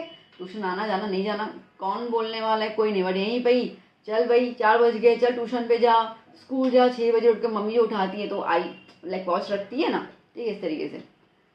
कंज्यूमर्स आर एक्सप्लॉइटेड, उनको एक्सप्लॉइट करना है क्योंकि उनको नॉलेज ही नहीं है, ठीक है, मार्केट का, तो बस ओवर टाइम करवा के अपने काम निकलवाओ उनसे। उनका मेन ध्यान जो है वो पैसे पे होता है, पैसा, ठीक है, वेल्थ एंड इनकम के ऊपर। और आपको पता है जिसकी वजह से एक ना डिस्पैरिटी आ जाता है, मतलब अमीर अमीर बनता जाता है, गरीब जो है वो गरीब बनता जाता है। जो कैपिटलिस्ट होते हैं, ओके, एक्सप्लॉइट्स द लेबर, मैंने कहा ना कि वो मजदूरों से इतना काम करवाते हैं, भाई ओवर टाइम कर ले, इतना कर ले, उनको पता ही नहीं भाई 8 घंटे की जॉब करनी चाहिए, उनसे 12 घंटे की करवा रहे, 16 घंटे करवा रहे, वो भी कम पैसों में। द पॉसिबिलिटी ऑफ मोनोपोली इसके अंदर तो प्रेजेंट होती है, ठीक है, ये मेरा ही है, कोई सेक्टर में आ नहीं सकता है, ऐसे करके। Fluctuation in market leads to the economic instability, अब कंपटीशन है तो फ्लक्चुएशन तो रहेगा ही रहेगा उसके अंदर, ये कई बार मार्केट गिर जाता है, कई बार क्या हो जाता है, कई बार मार्केट गिर जाता है तो पूरे वर्ल्ड वाइड जो है वो डिप्रेशन, मतलब कि महंगाई बढ़ जाती है, पूरे वर्ल्ड का जो मार्केट है वो भी डाउन हो जाता है, तो ये डिसएडवांटेजेस हैं। चलिए next question, what is globalisation and state its advantages and disadvantages. Globalisation क्या होता है बेटा, तो ग्लोबलाइजेशन का मतलब वो होता है कि एक तरीके का प्रोसेस है जहाँ पे एक कंट्री जो है वो दूसरी कंट्री से डील करती है, तो जिसके से देखा जाए तो एक कंट्री जो है वो पूरे वर्ल्ड के इकोनॉमी के साथ डील करेगी, ठीक है। जिसकी वजह से चीज़ों का आदान प्रदान हो गया, सर्विसेज का आदान प्रदान हो जाता है, टेक्नोलॉजी आती जाती रहती है, उनकी टेक्नोलॉजी हमारे पास आएंगी, हमारी उनके पास जाएगी, लेबर का भी आदान प्रदान होता है, ठीक है, यहाँ के लोग वहाँ काम करने जाते हैं, वहाँ के लोग यहाँ आ जाते हैं, तो ये पूरे देश भर में, पूरे दुनिया भर में ये चीज़ चल रही है। तो ये जब पूरी दुनिया की पूरी कंट्रीज इसको पार्टिसिपेट करती हैं इसके अंदर, तो उसको हम कहते हैं ग्लोबलाइजेशन। ना एडवांटेजेस क्या हैं इसके, तो पहला तो यही है कि ये वो प्रोसेस जहाँ पे एक कंट्री दूसरी कंट्री से कनेक्ट हो जाती है, पूरी दुनिया से कनेक्ट हो जाती है, ठीक है। दूसरा ये है कि फॉरेन डायरेक्ट इन्वेस्टमेंट FDI जो है वो एनकरेज होता है इसकी वजह से, लाइक उसके ऊपर काफ़ी अच्छी तरीके से वो लाइक फॉरेन का पैसा यहाँ पे आएगा, ठीक है, तो सीधी बात है एक तरीके की सुविधा बढ़ेगी, लोगों के पास पैसा रहेगा। जो गुड्स प्रोड्यूस होती हैं डेवलप्ड कंट्रीज़ के अंदर, वो they can be easily obtain due to the globalisation, ठीक है, तो वो आराम से जो है वो आपको मिल सकती हैं। तो जैसे फॉर एग्जांपल कि अगर हम कहें कि किसी एक कंट्री में सो एंड सो चीज़ बन रही है, अपनी कंट्री में नहीं, तो वहाँ से आप इजीली यहाँ पे मंगवा सकते हो। जो डेवलपिंग कंट्रीज़ है जैसे कि इंडिया, ठीक है, वो कंपटीशन में खड़े रहने की कोशिश ज़रूर करेगी और ग्लोबलाइजेशन कंपटीशन के थ्रू वो इंटरनेशनल लेवल पे अपना नाम निशाना छोड़ना चाहती है, ठीक है। अभी तो ये चल ही रही है, आपको मोदी जी की हर बात तो पता होगी, तो आप वो सब चीज़ें लिख सकते हो किस तरीके से हम लोग ग्लोबली बहुत ज़्यादा ग्रो कर रहे हैं। Globalisation has failed to solve the problem, हाँ, बट ये हुआ कि जो पॉवर्टी की प्रॉब्लम है, भाई गरीबी नहीं हट रही है, वो नहीं हट रही है। क्यों? क्योंकि अगेन यहाँ पर जो है वो एलाइट कस्टमर्स के ऊपर बात की जा रही है। चीज़ें आप इम्पोर्ट एक्सपोर्ट करोगे तो वो एक ग्रेट क्वालिटी की चीज़ें होंगी ना, चीप चीज़ें तो होंगी नहीं। तो इसके लिए आपको समझ सकते हो कि जो एम्प्लॉयमेंट का प्रॉब्लम है, पॉवर्टी का है, वो नहीं ख़त्म हो रहा है उसके अंदर। जो डेवलपिंग कंट्रीज है have not acquired expected benefits, ठीक है, वो like through the increase exports करने पर भी, अब जैसे डेवलपिंग कंट्री है तो अगर वो एक्सपोर्ट कर भी रही है तो उसको उतना बेनिफिट नहीं मिल रहा है। ये समझो इंडिया जो है वो कुछ बाहर एक्सपोर्ट कर रही है, इतना बेनिफिट नहीं मिल रहा हम लोगों को, ठीक है, क्योंकि हमारे वी आर डेवलपिंग कंट्रीज है, कोई भी कंट्री डेवलपिंग है तो वो उतनी क्वालिटी के ऊपर काम नहीं कर पाती है, तो जिसकी वजह से क्वालिटी इतनी अच्छी नहीं होती तो उतना पैसा भी नहीं मिलता है। जो लार्ज स्केल इंडस्ट्रीज होती हैं दे एक्वायर्ड मोर benefit while small scale industries जो है उसको, अब यार आप बच्चा खुद सोचो ना कि एक कॉटेज छोटी सी इंडस्ट्री में बंदे बैठे हुए हैं, जैसे कि फार्मास्यूटिकल कंपनी होती है, फार्मास्यूटिकल जैसे जाइडस हो गया, कैडिला हो गया, वो बहुत बड़ी बड़ी कंपनियाँ हैं, ठीक है, तो वो दवाइयाँ बाहर बेचती है, ये करती है। बट जो छोटी कंपनी होगी, बहुत सी छोटी कंपनियाँ भी होती हैं ना, ठीक है, बहुत सी छोटी कंपनियाँ हैं, तो वो दवाइयाँ बना रही हैं या क्या, बट वो बाहर बेच ही नहीं पा रही, क्योंकि इतना स्टॉक ही नहीं है कि वो बाहर बेचे, क्योंकि बाहर बेचना आसान, तो यहाँ पे मार्केटिंग करनी पड़ती है, लोगों से बात करना पड़ता है, तो जो स्मॉल स्केल इंडस्ट्री होती है वो उनको तो बेनिफिट नहीं मिलता है, तो अगेन एक लार्ज और स्मॉल स्केल इंडस्ट्री के बीच में गैप पड़ जाता है। ठीक है बेटा, चलिए next question.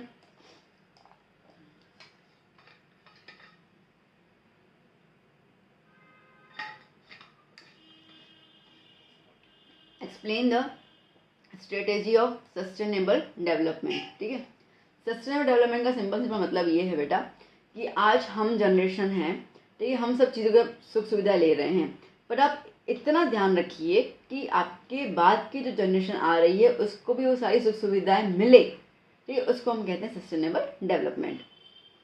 So sustainable development is the process of development which meets the need of present generation. ठीक है, हमारी जनरेशन चल रही है अभी, हमारी सारी ज़रूरतें पूरी हो रही हैं, again without compromising with the capability of the future generation. हम फ्यूचर जनरेशन का हक तो नहीं छीन सकते उनसे, हम तो ये नहीं बोलेंगे ठीक है ना, हम तो ऐश आराम कर लें, उनको जो करना है करें, क्योंकि वो होंगे तुम्हारे बच्चे, सीधी सी बात है, ठीक है, तो अपने बच्चों का कौन खराब चाहेगा।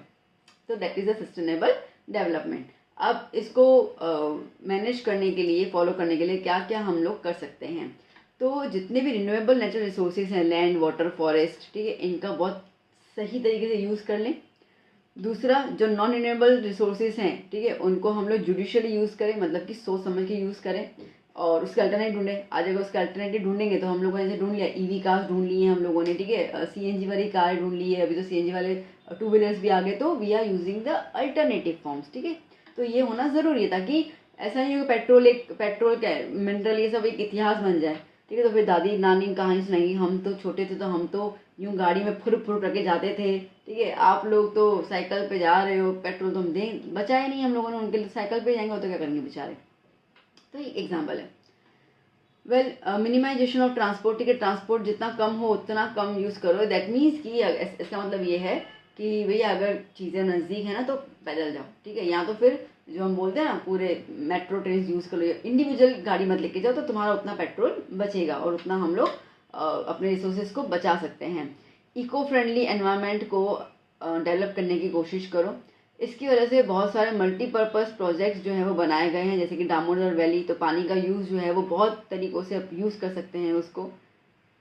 Where in some natural resources could be use for the different activities, जैसे कि इरिगेशन हो गया, पानी से इलेक्ट्रिसिटी जनरेट हो रही है, पानी को ट्रांसपोर्ट करना फ्लड कंट्रोल के लिए, तो हमने जब डैम्स बनाए, ठीक है, तो हमने जब डैम बना, डैम हम लोगों ने इरिगेशन के लिए भी किया, इलेक्ट्रिसिटी के लिए उसके लिए भी किया, पानी को स्टोर करने के लिए किया, पानी को ट्रांसफर करने के लिए किया, और प्लस फ्लड को कंट्रोल करने के लिए किया। तो हम ऐसे प्रोजेक्ट बना दें जहाँ पे एक तीर से बहुत निशाने लग जाते हैं, उसको हम कहते हैं मल्टीपर्पज़ प्रोजेक्ट्स। नेचुरल रिसोर्सेज का सोच समझ के यूज़ करो, कोई भी वेस्ट ना हो वो चेक करो, आप अच्छी सी प्लानिंग करो एंड मैनेजमेंट करो of the disposable of the industrial waste and the poisonous chemicals. Steps to prevent emergence and turns and spread of the slum in the urban areas. ठीक है, ये कोशिश करो कि मतलब कि अर्बन एरियाज़ के अंदर जो स्लम वगैरह है, झोपड़ी वगैरह है, वो ना बने, क्योंकि झोपड़ी जहाँ बनती है वहाँ पे गंदगी वगैरह होती है। ओके, तो वो डेवलपमेंट को रोकता है। इसके लिए आपने देखा होगा सरकार जो है वो आवास योजना बनाती है, जहाँ पे गरीबों के लिए मकान बनाती है और उनको बहुत सस्ते दाम में वो मकान मिलता है।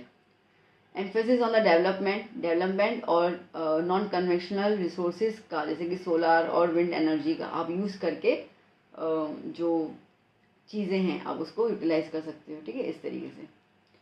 Now next question, describe the measures for the conservation environment. ठीक है, एनवायरनमेंट को कंजर्व करने के क्या क्या कर सकते हैं। फर्स्ट टाइम पहली बार अर्थ कॉन्फ्रेंस ऑर्गेनाइज हुआ था 1972 में at Stockholm in the Sweden, और वहाँ पे कुछ स्टेप्स का डिस्कशन हुआ था, जैसे कि पॉल्यूशन का इन्फॉर्मेशन। ठीक है, ये बहुत लाइक आप ना अपने देश में आपके किस किस सिटी में ज़्यादा पॉल्यूशन है उसकी इन्फॉर्मेशन लिस्ट तैयार करो। ओके, और फिर उसको कंट्रोल करने का आप जरिया ढूंढो। सेंट्रल एंड स्टेट पॉल्यूशन जो है दे कंट्रोल बोर्ड्स बनाओ उनके लिए, और इसके लिए जैसे कि हम नहीं बोलते कि गाड़ी है तो पीयूसी, पॉल्यूशन अंडर कंट्रोल ये होना चाहिए, तो वो ट्रैफिक पुलिस वाले वो चेक करते, बोलते पीयूसी लाओ, ठीक है, गाड़ियों का, ताकि पॉल्यूशन कंट्रोल रहे। तो ऐसे कुछ बोर्ड्स मतलब कि ऐसे कमिटीज़ बनाओ। 5 जून को डिक्लेयर किया गया है as an environment day in the world. In India government जो है वो air pollution control act pass कर चुकी है 1981 में। International agreements must have been sign for, ठीक है, ऐसे एग्रीमेंट्स लिटरली जो कंट्रीज उसमें पार्टिसिपेट की उन्होंने साइन किया कि हम हमारे देश में पॉल्यूशन को कंट्रोल करने की हर मुमकिन कोशिश करेंगे। डिस्पोजेबल वेस्ट नहीं होगा, न्यूक्लियर वेस्ट नहीं होगा, बायोडाइवर्सिटी को मेंटेन करेंगे। Conservation of the environment is everyone's responsibility. तो ये खाली सरकार का काम नहीं है बेटा, ये हम लोगों का भी काम है, ठीक है ना। Next question, what is liberalisation? Liberalisation क्या होता है, उसके एडवांटेज और डिसएडवांटेज बताओ। लिबरलाइजेशन, लिबर्टी मतलब फ्रीडम, कोई कंट्रोल नहीं, कोई रेस्ट्रिक्शन नहीं, इसको फ्रीडम कहते हैं हम लोग, ठीक है। तो अब ये इकोनॉमिक लैंग्वेज की भाषा में अगर बात करते हैं तो government gradually reduces the restrictions and controls impose on the private sector, ठीक है। प्राइवेट सेक्टर पे पहले ना हमारे बहुत बहुत रेस्ट्रिक्शन होते थे।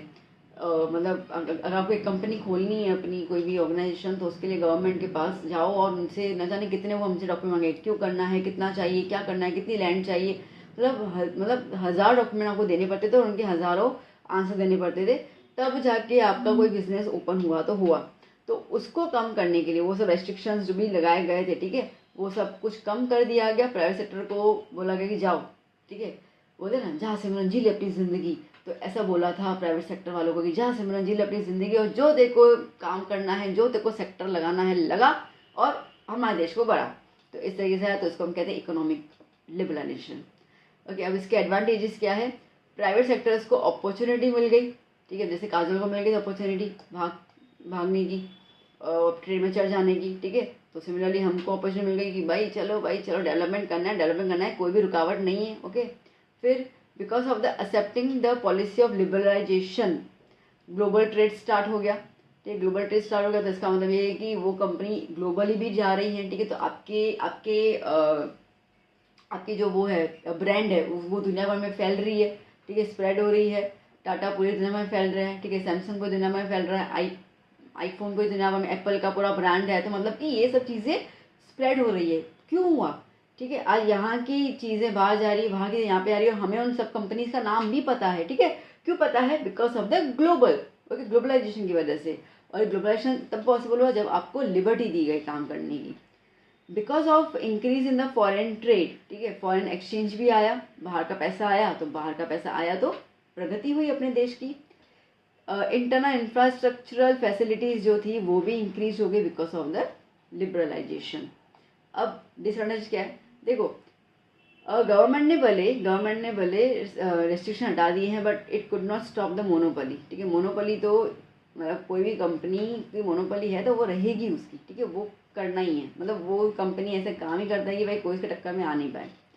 During the economic reforms India paid attention to the, अब हमें ज़्यादा से ज़्यादा इकोनॉमिकली डेवलप होना था, स्टेबल होना था, तो हमारे इंडिया ने ज़्यादातर काम किया इंडस्ट्री सेक्टर के, क्योंकि उस दौरान इंडस्ट्रीज बहुत ग्रो कर रही थी। और ये माना जाता है कि अगर कोई भी कंट्री अगर इंडस्ट्री सेक्टर में काम नहीं करी, मतलब कि वो उसका प्रगति होना नामुमकिन है, ठीक है। तो इसके लिए हमारी इंडिया भी जो थी वो इंडस्ट्रियल सेक्टर में काम करने लगी। बट इसका ये हुआ कि बैलेंस नहीं बना पाई, जिसकी वजह से जो हमारा बैकबोन था, किसान, खेती बाड़ी, वो हमारा बैकबोन था, वहाँ पे अपन बैकवर्ड हो गए, ठीक है।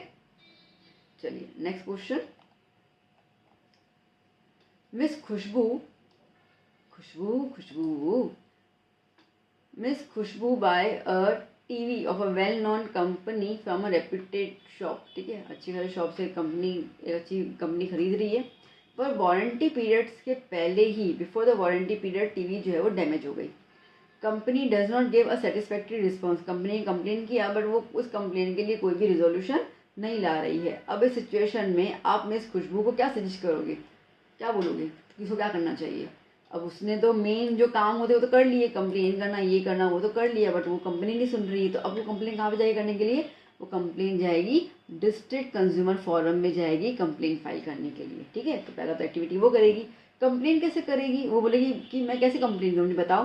तो आप बोलोगे भैया, नहीं भाई ये बहना है ना, बहना आप ना कंप्लेन करो, या तो राइटिंग सेक्शन में मतलब लिख कर, या तो टाइप करके, या तो ईमेल, ठीक है। तो यहाँ ईमेल के थ्रू आप डिस्ट्रिक्ट फोरम को अपना मैसेज पास करो। जब कंप्लेन आपकी लॉज हो जाएगी, मतलब दर्ज हो जाएगी फॉरम या कोर्ट के अंदर, ठीक है, तो उसके बाद आपको एक एफिडेविट बनाना होगा उसका, और उसमें आपको पूरी पूरी इन्फॉर्मेशन देनी होगी कि भाई कौन सी कंपनी है, एड्रेस जहाँ से आपने लिया था, कॉन्टैक्ट नंबर, मतलब हर एक इन्फॉर्मेशन आपका भी और आपके आपने जिस कंपनी से काम किया है, ठीक है, और जिस शॉप से आपने वो चीज़ खरीदी, उस सब कुछ, और क्लियरली रीज़न बताओगे कि भाई अपना आप ये कंप्लेन क्यों फाइल कर रहे हो। जेरोक्स कॉपीज़ बनाओगे उसके, ठीक है, कौन से जो डॉक्यूमेंट आपको मिले होंगे, वहाँ से वारंटी कार्ड मिला होगा, बिल का रिसिप्ट मिला होगा, उन सब का जेरोक्स, कभी भी ओरिजिनल नहीं चिपकाते अपन, ठीक है, तो जेरोक्स आप अटैच कर लेना। जितने भी बिल्स और रिसिप्ट्स है, each and everything is to be enclosed. Cheque या अगर आपने चेक की पेमेंट की है तो चेक का डिटेल दे दो, ठीक है, भाई अकाउंट चेक का नंबर ये था, इस डे को दिया था, हर एक चीज़। उसके अलावा आपको कोई एडवर्टाइजमेंट शॉप की कॉपी हो, ठीक है, जैसे कि ये एडवर्टाइजमेंट सेल सेल सेल, ठीक है, 9,000 में 52 इंच की टीवी लेके जाओ, ऐसा कुछ सेल आया, तो एडवर्टाइजमेंट देके अगर आप गए हो वहाँ पर, तो वो एडवर्टाइजमेंट का जो पर्चा है वो बताओ, पैम्पलेट बताओ, कुछ भी अगर आप लेके गए हो तो वहाँ पर। या तो कोई भी टर्म्स और कंडीशंस अगर आपसे सेलर ने साइन करवाई हो ना, तो वो भी आप वहाँ पे पेश करोगे कोर्ट के अंदर। Bills and receipts of payment should be enclose. Enclose का मतलब है कि पीछे पिन करना, अटैच करना, ठीक है। A complain has to be file within 2 year of the incident. 2 साल के अंदर आपको ये कंप्लेन फाइल कर देनी चाहिए।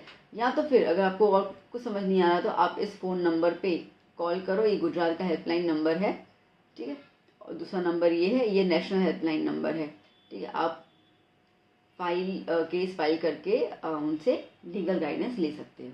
तो मेरे ख्याल से खुशबू को इतना आप नॉलेज दो तो आराम से तो फिर वो काम कर ही लेगी, ठीक है। चलिए नेक्स्ट क्वेश्चन क्या बोल रही है बेटा। Clarify the rights of consumers. Clarify नहीं और क्लासीफाई होगा ये तो, ठीक है। द राइट्स ऑफ कंज्यूमर्स, सारे के सारे राइट्स लिखने हैं और कोई भी 3 एक्सप्लेन करने हैं। मैंने सारे के सारे एक्सप्लेन कर लिए, मैं पहले बता दूँ, ठीक है, फिर हल्ला नहीं बचाना, आप लंबा आंसर दे रहे हो। मैंने सारे के सारे एक्सप्लेन किए हैं कि किस बच्चे को क्या राइट इजीली लर्न हो जाता है वो आपके ऊपर, तो लर्न आप 3 करना, लिखना सारे के सारे, ठीक है। तो कंज्यूमर प्रोटेक्शन एक्ट 1986 में कुछ राइट्स बताए गए, कुछ अधिकार बताए गए हैं कंज्यूमर के लिए। Right to safety, right to be inform, right to choose, right to be heard, right to seek redressal और राइट टू कंज्यूमर एजुकेशन। ये कुछ अधिकार हैं कंज्यूमर के जो उनको मिलने चाहिए। अब कोई भी 3 एक्सप्लेन करने हैं, मैंने 6 के 6 किए, समझाऊंगी भी 6 के से, आप कोई भी 3 लर्न कर लेना, ठीक है। तो अब एक तो आता है राइट टू सेफ्टी। तो consumer has a right to protected if the commodity और सर्विस इज डेंजरस, ठीक है। अगर कोई भी कमोडिटी या कोई सर्विस आपको लाइक आपके लिए डेंजरस है, कोई आपको सामने से, उनको पता है ये तो भाई खतरनाक है, उनके हेल्थ को हजार्ड कर सकती है, तो they have right to launch a complain if anybody creates this kind of pollution. Pollution इसका मतलब कि यहाँ पे जैसे कि फॉर एग्जांपल कि हम लोग ब्रेड लेने जा रहे हैं, ठीक है, ब्रेड है तो हमें आइडिया नहीं है, ब्रेड वाले को आइडिया है कि भैया ये ब्रेड 3 दिन पुरानी है, 3 दिन के बाद तो उसकी एक्सपायरी डेट आ जाती है, ब्रेड को खाना खाएंगे तो हो सकता है वो पॉइजनस, फूड पॉइजनर हो जाए ये वो। तो अगर उसके बावजूद भी हमको ब्रेड सेल करता है तो ये आता है सेफ्टी के अंदर, ठीक है। तो हम बोल सकते हैं कि उन्होंने हमें एक्सपायर्ड वाली ब्रेड जो है वो बेची है। फिर अब right to be inform, consumer को हर एक चीज़ का इन्फॉर्मेशन पता होना चाहिए, ठीक है। उसने बेची तो बेची, पर हम भी तो लाइक अनारी की तरह आ गए ना लेकर, हमको भी देखना था कि भाई ब्रेड की एक्सपायरी डेट कब दी हुई है, वो देखना था, क्वालिटी चेक करने का, प्योरिटी चेक करने का, प्राइस चेक करना, क्वांटिटी चेक करने का, और वो स्टैंडर्ड है कि नहीं है, ठीक है, वो देखने का ही। तो ये हम लोगों को ज्ञान होगा, तो ये ज्ञान देने का काम भी, ठीक है, ज़रूरी है। That is a right to be informed. Right to choose, अब मेरे पास टूथपेस्ट खरीदने के लिए 10 कंपनियां मेरे सामने पड़ी हुई है, मैं मेरे हिसाब से कुछ भी खरीद सकती हूँ, ठीक है। तो consumers have the right to make a choice from a variety of goods and services as per the purchasing power, ठीक है। जितना पैसा मेरे जेब में होगा उतने से करूँगी। या तो फिर अगर अनुष्का के कहती है कि तुम्हारे टूथपेस्ट में नमक है और मेरे को लगता है नमक नहीं है, तो मैं उसकी बात मान के खरीदूंगी, बट वो मेरी चॉइस है, ठीक है।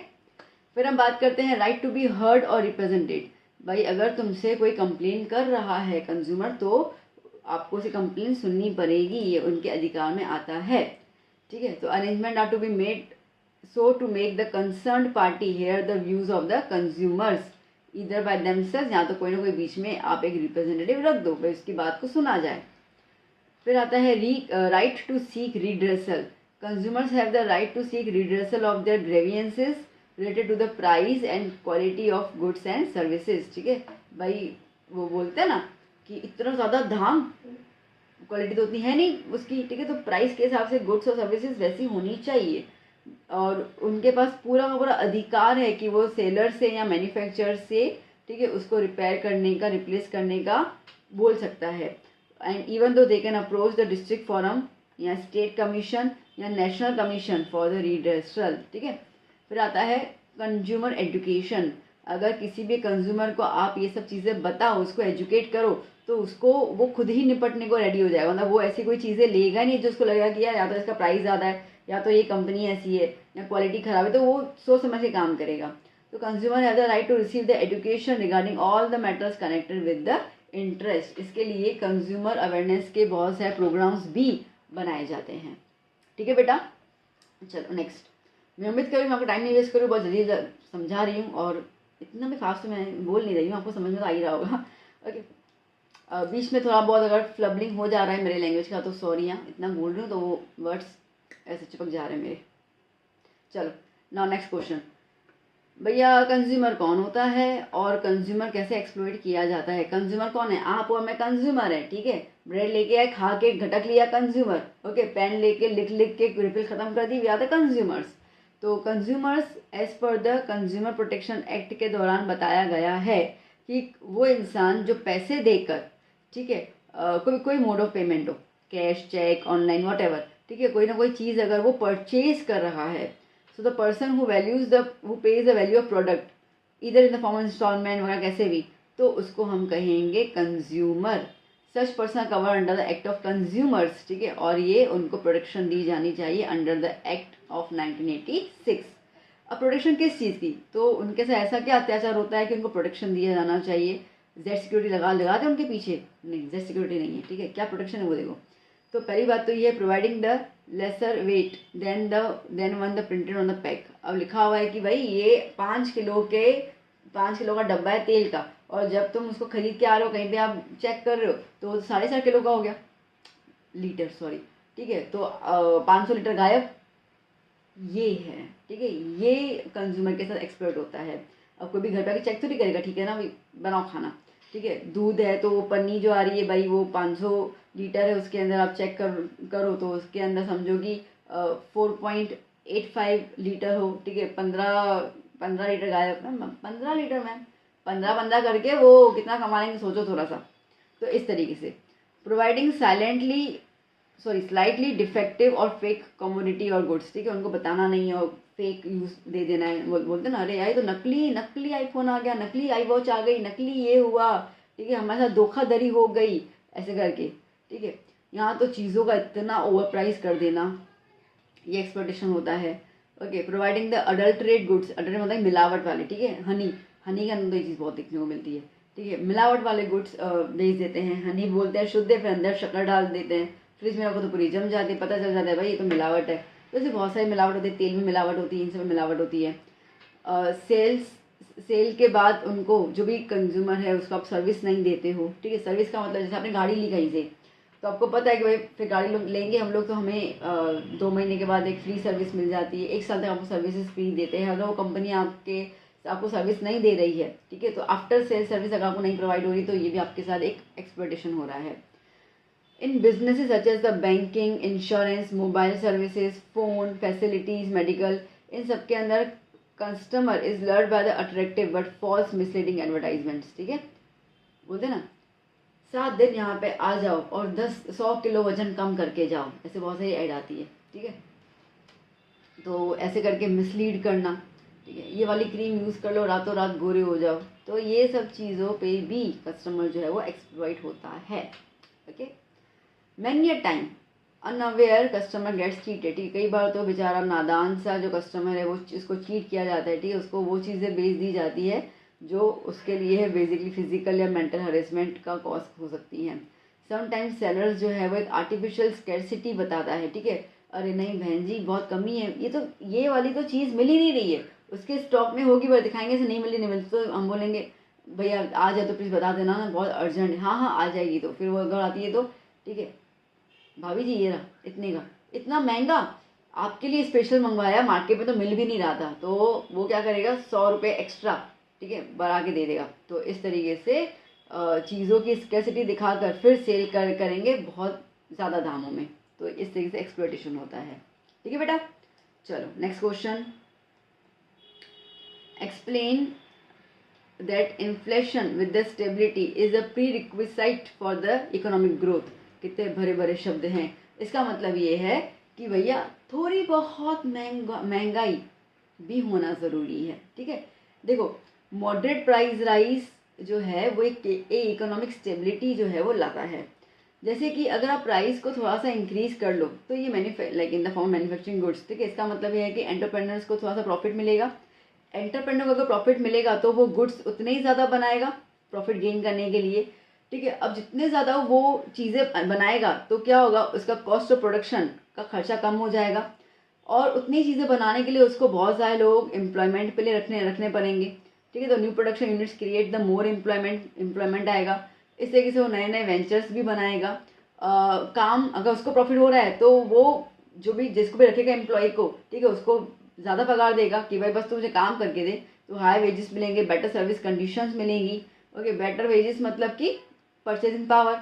अब जो एम्प्लॉय से काम कर रहा है उसको अगर सैलरी अच्छी मिल रही है तो वो भी एक अच्छी ज़िंदगी जिएगा, वो भी चीज़ों को खरीदेगा।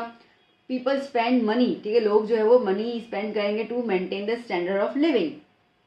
तो इस तरीके से पैसा जो होगा, price rise gives a momentum. ठीक है, पैसा जो है वो घूमता है, और मार्केट के अंदर जितना पैसा घूमता है ना उतना ही ज़्यादा बेटा इकोनॉमिक डेवलपमेंट होता है। घूमने का मतलब चल चल के घूम नहीं रहा है, घूमने का मतलब यहाँ पर मेरा बोलेगा ऐसा था कि भाई मेरे पास पैसा होगा तो मैं कहीं खर्च करूँगी। वो जिस बंदे का पैसा गया, ठीक है, वो अपने बच्चों के लिए कहीं खर्च करेगा। ठीक है, जिसके पास मतलब इस तरीके से पैसा सर्कुलेट होता है। ठीक है, तो जब अगर पैसा नहीं होता है तो ना मैं खर्च करूंगी ना मेरा पैसा कहीं और जाएगा, मतलब हर जगह मंदी। कोविड में कैसा होता, मंदी हो गई थी। ठीक है, मंदी का मतलब क्या होता है कि भैया मार्केट में पैसा ही नहीं है, किसी का पैसा नहीं है, क्योंकि लोग जो है ना वो बहुत सोच समय खर्च कर रहे हैं, क्योंकि कमाने का जरिए सारे बंद हो चुके थे। एक एग्जाम्पल दे रही हूँ मैं आपको। तो इसके लिए इन्फ्लेशन जो है वो स्टेबिलिटी लाता है फॉर द इकोनॉमिक ग्रोथ, तो महंगाई होना भी सही है। Next question, tell about the ISI, eco और AG मार्क। देखो ISI जो है द गवर्नमेंट ऑफ इंडिया, उन्होंने ये Indian standards institute ISI launch किया था 1947 में, जहाँ पे वो quality of the industrial products को चेक करते थे। फिर 1986 में उनका नाम रख दिया था bureau of the Indian standard, मतलब कि BIS, और it awards ISI mark to the products. ठीक है, अब ना प्रोडक्ट्स के ऊपर ISI मार्क लगाया जाता है जो डिस्क्राइब करता है अबाउट द स्टैंडर्ड्स। जैसे मैंने एक ना वीडियो देखा था, एक ना ट्रैफिक पुलिस वाले ने रखा था, तो वो सर ने ऐसा ऐसा दिखाया था कि दो बंदे जो है, मतलब कोई रील था, ठीक है, तो वो दो बंदे जा रहे हैं एक्टिवा पे या बाइक पे, और वो मतलब नीचे गिर जाते हैं, सो एंड सो कारण की वजह से वो नीचे गिर जाते हैं। तो एक वो बंदा, ठीक है, जिसने ISI वाला हेलमेट पहना हुआ था, पूरा ब्लैक कलर का मोटा वाला, उसको ज़रा सा भी इंजर्ड नहीं हुआ। ठीक है, और जो दूसरा बंदा था, ठीक है, उसको चोट पहुंची, क्योंकि पहले तो उसका हेलमेट ही टूट गया। तो ISI मार्क वाला जो है वो स्टैंडर्ड प्रोवाइड कर रहा है, तो जहाँ पर भी गवर्नमेंट ISI मार्क करेगी दैट मीन्स कि उसकी स्टैंडर्ड क्वालिटी मेंटेन है। ओके, उसके अलावा BIS जो था वो ISI मार्क कहाँ का लगा रहा है, टेक्सटाइल में लगा रहा है, केमिकल रबर प्रोडक्ट्स के अंदर, cement, electronic goods, pesticides, insecticides में लगा रहा है। ठीक है, फिर इको जो है, eco is consider eco friendly, ठीक है, जिससे वातावरण को कोई नुकसान नहीं हो रहा है। तो soap, detergent, paper, lubricant, colour, chemical, powder coating, battery, ये सब जो है वो इसके अंदर आते हैं। और AG मार्क जो होता है वो बेसिकली फार्म, हॉर्टिकल्चर, ठीक है, एनिमल प्रोडक्ट्स के ऊपर लगाया जाता है। ये 1937 में स्टार्ट हुआ था। It is awarded by the directorate of the marketing and intelligence, मतलब कि DMI के अंडर रहता है, with in the ministry of the agriculture complaints. ठीक है, रिगार्डिंग द क्वालिटी। तो यहाँ पे जो भी एग्रीकल्चर की क्वालिटीज़ हैं, मतलब एग्रीकल्चर के थ्रू, अगर मैं शॉर्ट शब्द में बोलूँ ना बेटा, तो शॉर्ट शब्द ऐसे हैं कि जो प्राइमरी सेक्टर में जो चीज़ें बनती हैं, ठीक है, तो प्राइमरी सेक्टर की जो चीज़ें बाहर बिकती है उसके ऊपर AG मार्क्स लगाए जाते हैं। ठीक है, नेक्स्ट अगर हम बात करते हैं तो आता है हॉलमार्क, MPO और FPO। ठीक है, हॉलमार्क क्या होता है, अगेन BIS जो है ब्यूरो इंडियन स्टैंडर्ड्स, ठीक है, वो गोल्ड की क्वालिटी और प्योरिटी को चेक करता है। उसके ऊपर एक नंबर लगाया जाता है 6916। 916 जो है वो इंडिकेट करता है कि भाई 91.6% प्योरिटी है इसके अंदर। दैट मीन्स कि 22 कैरेट गोल्ड है। नॉर्मल जो प्योर गोल्ड होता है 24 का होता है, बट ऑर्नामेंट्स के अंदर हमें थोड़ी बहुत मिलावट करनी पड़ती है, वरना वो गोल्ड जो है वो शेप में नहीं आएगा जो शेप में अपने को चाहिए होता है। उसके साथ साथ हॉलमार्क लोगो भी लगाया जाता है जो इंडिकेट करता है कि हर एक इन्फॉर्मेशन कि भाई 916 है, कितना कैरेट गोल्ड है, ठीक है, और कौन से ईयर में मैन्युफैक्चर किया गया था, ठीक है। फिर एफपीओ जो है वो सारी फ्रूट्स वेजिटेबल्स की जो चीज़ें होती है ना, जैसे कि जैम फ्रूट आ गया, जैम्स आ गए, फ्रूट जूस आ गए, स्क्वैशेस आ गए, ओके, केचप, टोमेटो केचप आ जाते हैं, इन सबके ऊपर एफपीओ का मार्क होता है।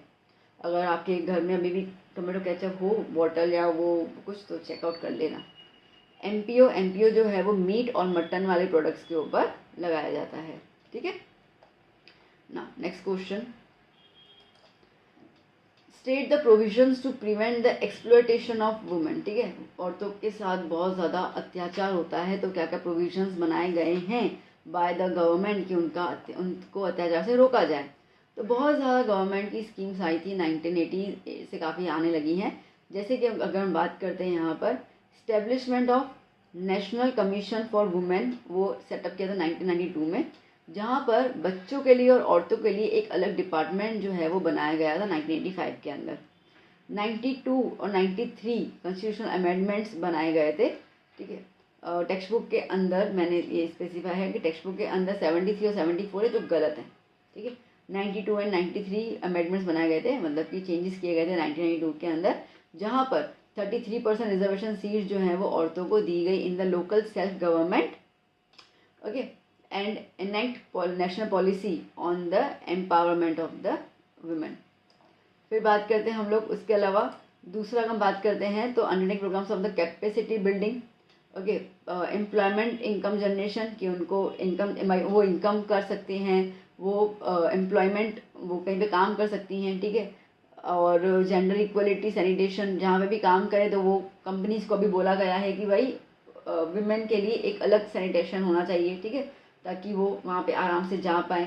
तो ये सब चीज़ें प्रोग्राम्स जो हैं वो औरतों के लिए बनाए गए, okay. Enacting the law of equal share in the family of the property, की फैमिली प्रॉपर्टी में इक्वल शेयर जो है वो लाइक पहले तो सिर्फ बच्चों को देते थे ना, लड़कों को देते थे, तो लड़का भाई हमारा क्या बोलते हैं हीर है, ओके, है सॉरी हेयर है, ओके, और लड़कियों को तो शादी के चली जाएगी, ऐसा कुछ है नहीं, ठीक है, बट ऐसा नहीं था, ठीक है। अभी लड़कियों का भी प्रॉपर्टी में उतना अधिकार रहता है।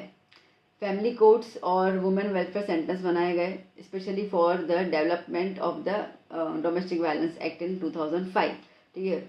फिजिकल वायलेंस लड़के से होता था, ठीक है, मेंटल टॉर्चर, अब्यूजिंग लैंग्वेज का यूज़ करना, डावरी के लिए उनको मारना, इस तरीके के किया, और प्लस मैरिज की एज जो है वो 18 साल कर दी। ये पुराना है, अभी शायद 21 साल हो गई है, या सरकार कह रही है कि अभी 21 साल कर देगी शादी की एज लड़कियों के लिए। 181 अभयम योजना बनाया गया, ठीक है, जहाँ पे औरतों को हेल्प करने के लिए, ठीक है, वो पूरी क्या बोलते हैं कमेटी बैठी हुई है, जहाँ पे उनको सिक्योरिटी चाहिए और वेल गाइडेंस चाहिए रिगार्डिंग दैट द डेवलपमेंट और एनीथिंग, तो वो उनको पूरी गाइडेंस देती है, ठीक है। चलिए next question, explain about the gender equality. Gender equality के बारे में एक्सप्लेन करना है, या तो वैसा क्वेश्चन पूछा जाएगा कि डिस्क्रिमिनेशन आपको कहाँ कहाँ दिखता है इंडिया के अंदर, औरतों के साथ किस किस तरह का डिस्क्रिमिनेशन होता है। तो देखो सिंपल सी बात है, बहुत सारी जो वीमेंस हैं, ठीक है, they are engage in the household chores, घर के ही काम करती हैं, कुकिंग करना, बच्चों को पालना पोसना, ठीक है, उनका कहीं पर भी कंट्री में अर्निंग का योगदान नहीं होता है।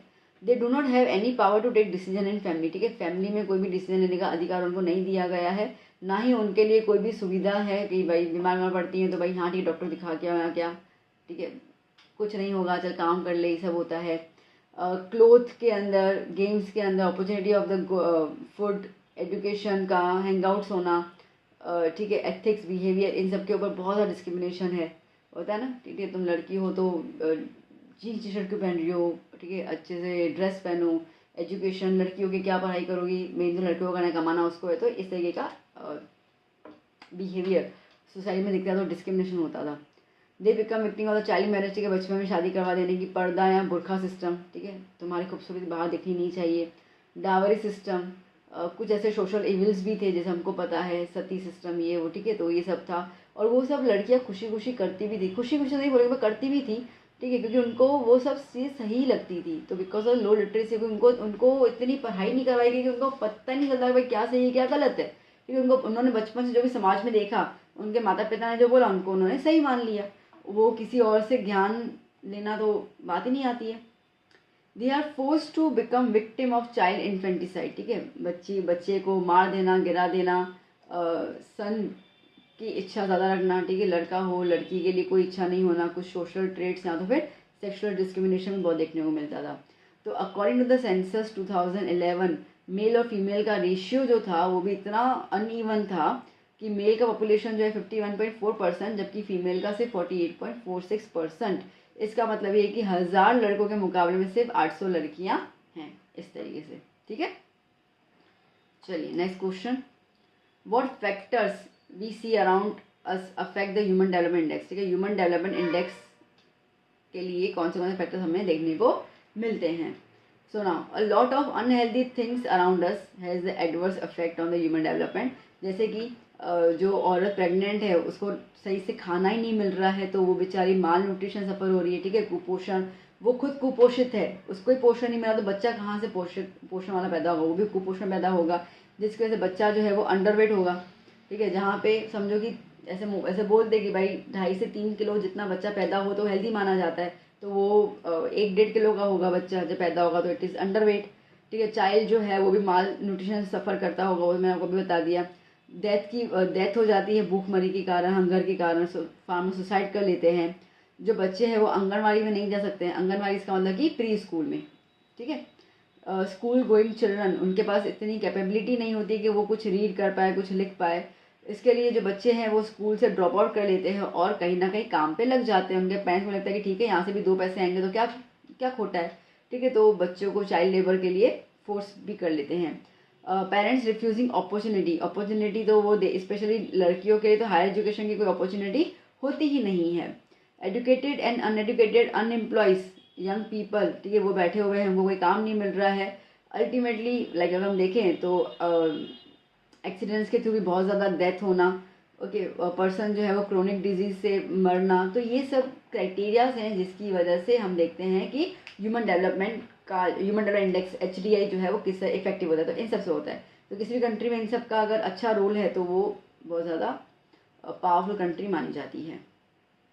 Next question, okay, what are the schemes implemented by the Gujarat government for the women equality, ठीक है।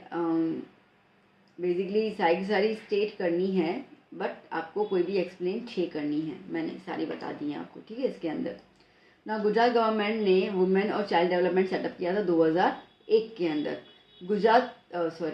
Educational empowerment, women health, women safety, इन सब चीज़ों के ऊपर फोकस किया गया था। और इनको लेकर जो भी स्कीम बनाई गई हैं वो है जैसे कि विद्या लक्ष्मी बॉन्ड, सरस्वती साधना योजना, सबला योजना, मिशन मंगलम योजना, बेटी बचाओ बेटी पढ़ाओ योजना या बेटी पढ़ाओ प्रोग्राम, चिरंजीवी प्रोग्राम योजना, राष्ट्रीय स्वावलंबन योजना, ई ममता प्रोग्राम और सखी मंडल, ये सारे के सारे। तो 9 है, इसमें कोई आपको 6 लिखने हैं। सो जैसे कि हम बात करते हैं एक्सप्लेनेशन हम एक एक कर रहे हैं अपन, ओके। विद्या मतलब एजुकेशन, ठीक है, लक्ष्मी मतलब बिटिया गुड़िया, ठीक है, बेटी। तो विद्या लक्ष्मी बॉन्ड जो है वो बनाया गया है जहाँ पर, ठीक है, जहाँ पर लड़कियों को स्कूल में आने के लिए प्रोत्साहित किया जाता है। Encouraging the girls education, school entrance ceremony, okay. Festival start होता है गुजरात के अंदर ही, लिटरली जब जून में स्कूल स्टार्ट हुआ है तब। 35% women literacy rate below poverty line वाले जो लोग रहते हैं अर्बन एरियाज में देखने को मिलती है, और वो इनके अंदर लिटरली दर्ज हो चुके हैं, ओके। फिर आते हैं सरस्वती साधना योजना। सरस्वती साधना योजना के अंदर 1,50,000 मतलब 1.5 लाख जितनी लड़कियों को फ्री में साइकिल दी गई है कि वो साइकिल से अपने जर्नी को मतलब अपने घर से स्कूल जा सकती हैं। और अगर साइकिल नहीं चलानी है तो उनके लिए ST बस का जो टिकट होता है वो फ्री, उनको कोई टिकट नहीं लगता है। स्पेशली वो जो अपने विलेज से, अपने गांव से दूसरे गांव या टाउन में जाती हैं फॉर द एजुकेशन। सबला योजना जो है वो न्यूट्रिशन प्रोवाइड करता है और साथ ही साथ एडोलसेंस गर्ल्स को कोई ना कोई स्किल ट्रेनिंग देता है वो। मिशन मंगलम योजना जो है वो इकोनॉमिक हेल्प देता है औरतों को। बेटी बचाओ बेटी पढ़ाओ तो आपको क्लियर हो गया, वहाँ पे वो वुमेन एम्पावरमेंट की बात हो रही है। चिरंजीवी योजना जो है वो प्रेग्नेंट, ठीक है, स्पेशल ट्राइबल की जो औरतें होती हैं, प्रेग्नेंट वुमेन को मेडिसिन देंगे, लेबोरेटरी टेस्ट वगैरह, ऑपरेशन जो भी होगा उनके डिलीवरी का वो सब पूरा मुफ्त होता है, ठीक है। Pension is provided to the destitute मतलब कि जो कैसे समाज से निकाली हुई होती है औरतें, ठीक है, यहाँ का कोई घर वर में कोई होता ही नहीं है, वो औरतें आ जाती है, विंडो कह रही हूँ, विडोज, ओके, लेबरर्स, ये सब चीज़ें जो है वो राष्ट्रीय स्वलंबन योजना में आती है, जिसको पेंशन मिलती है उनको।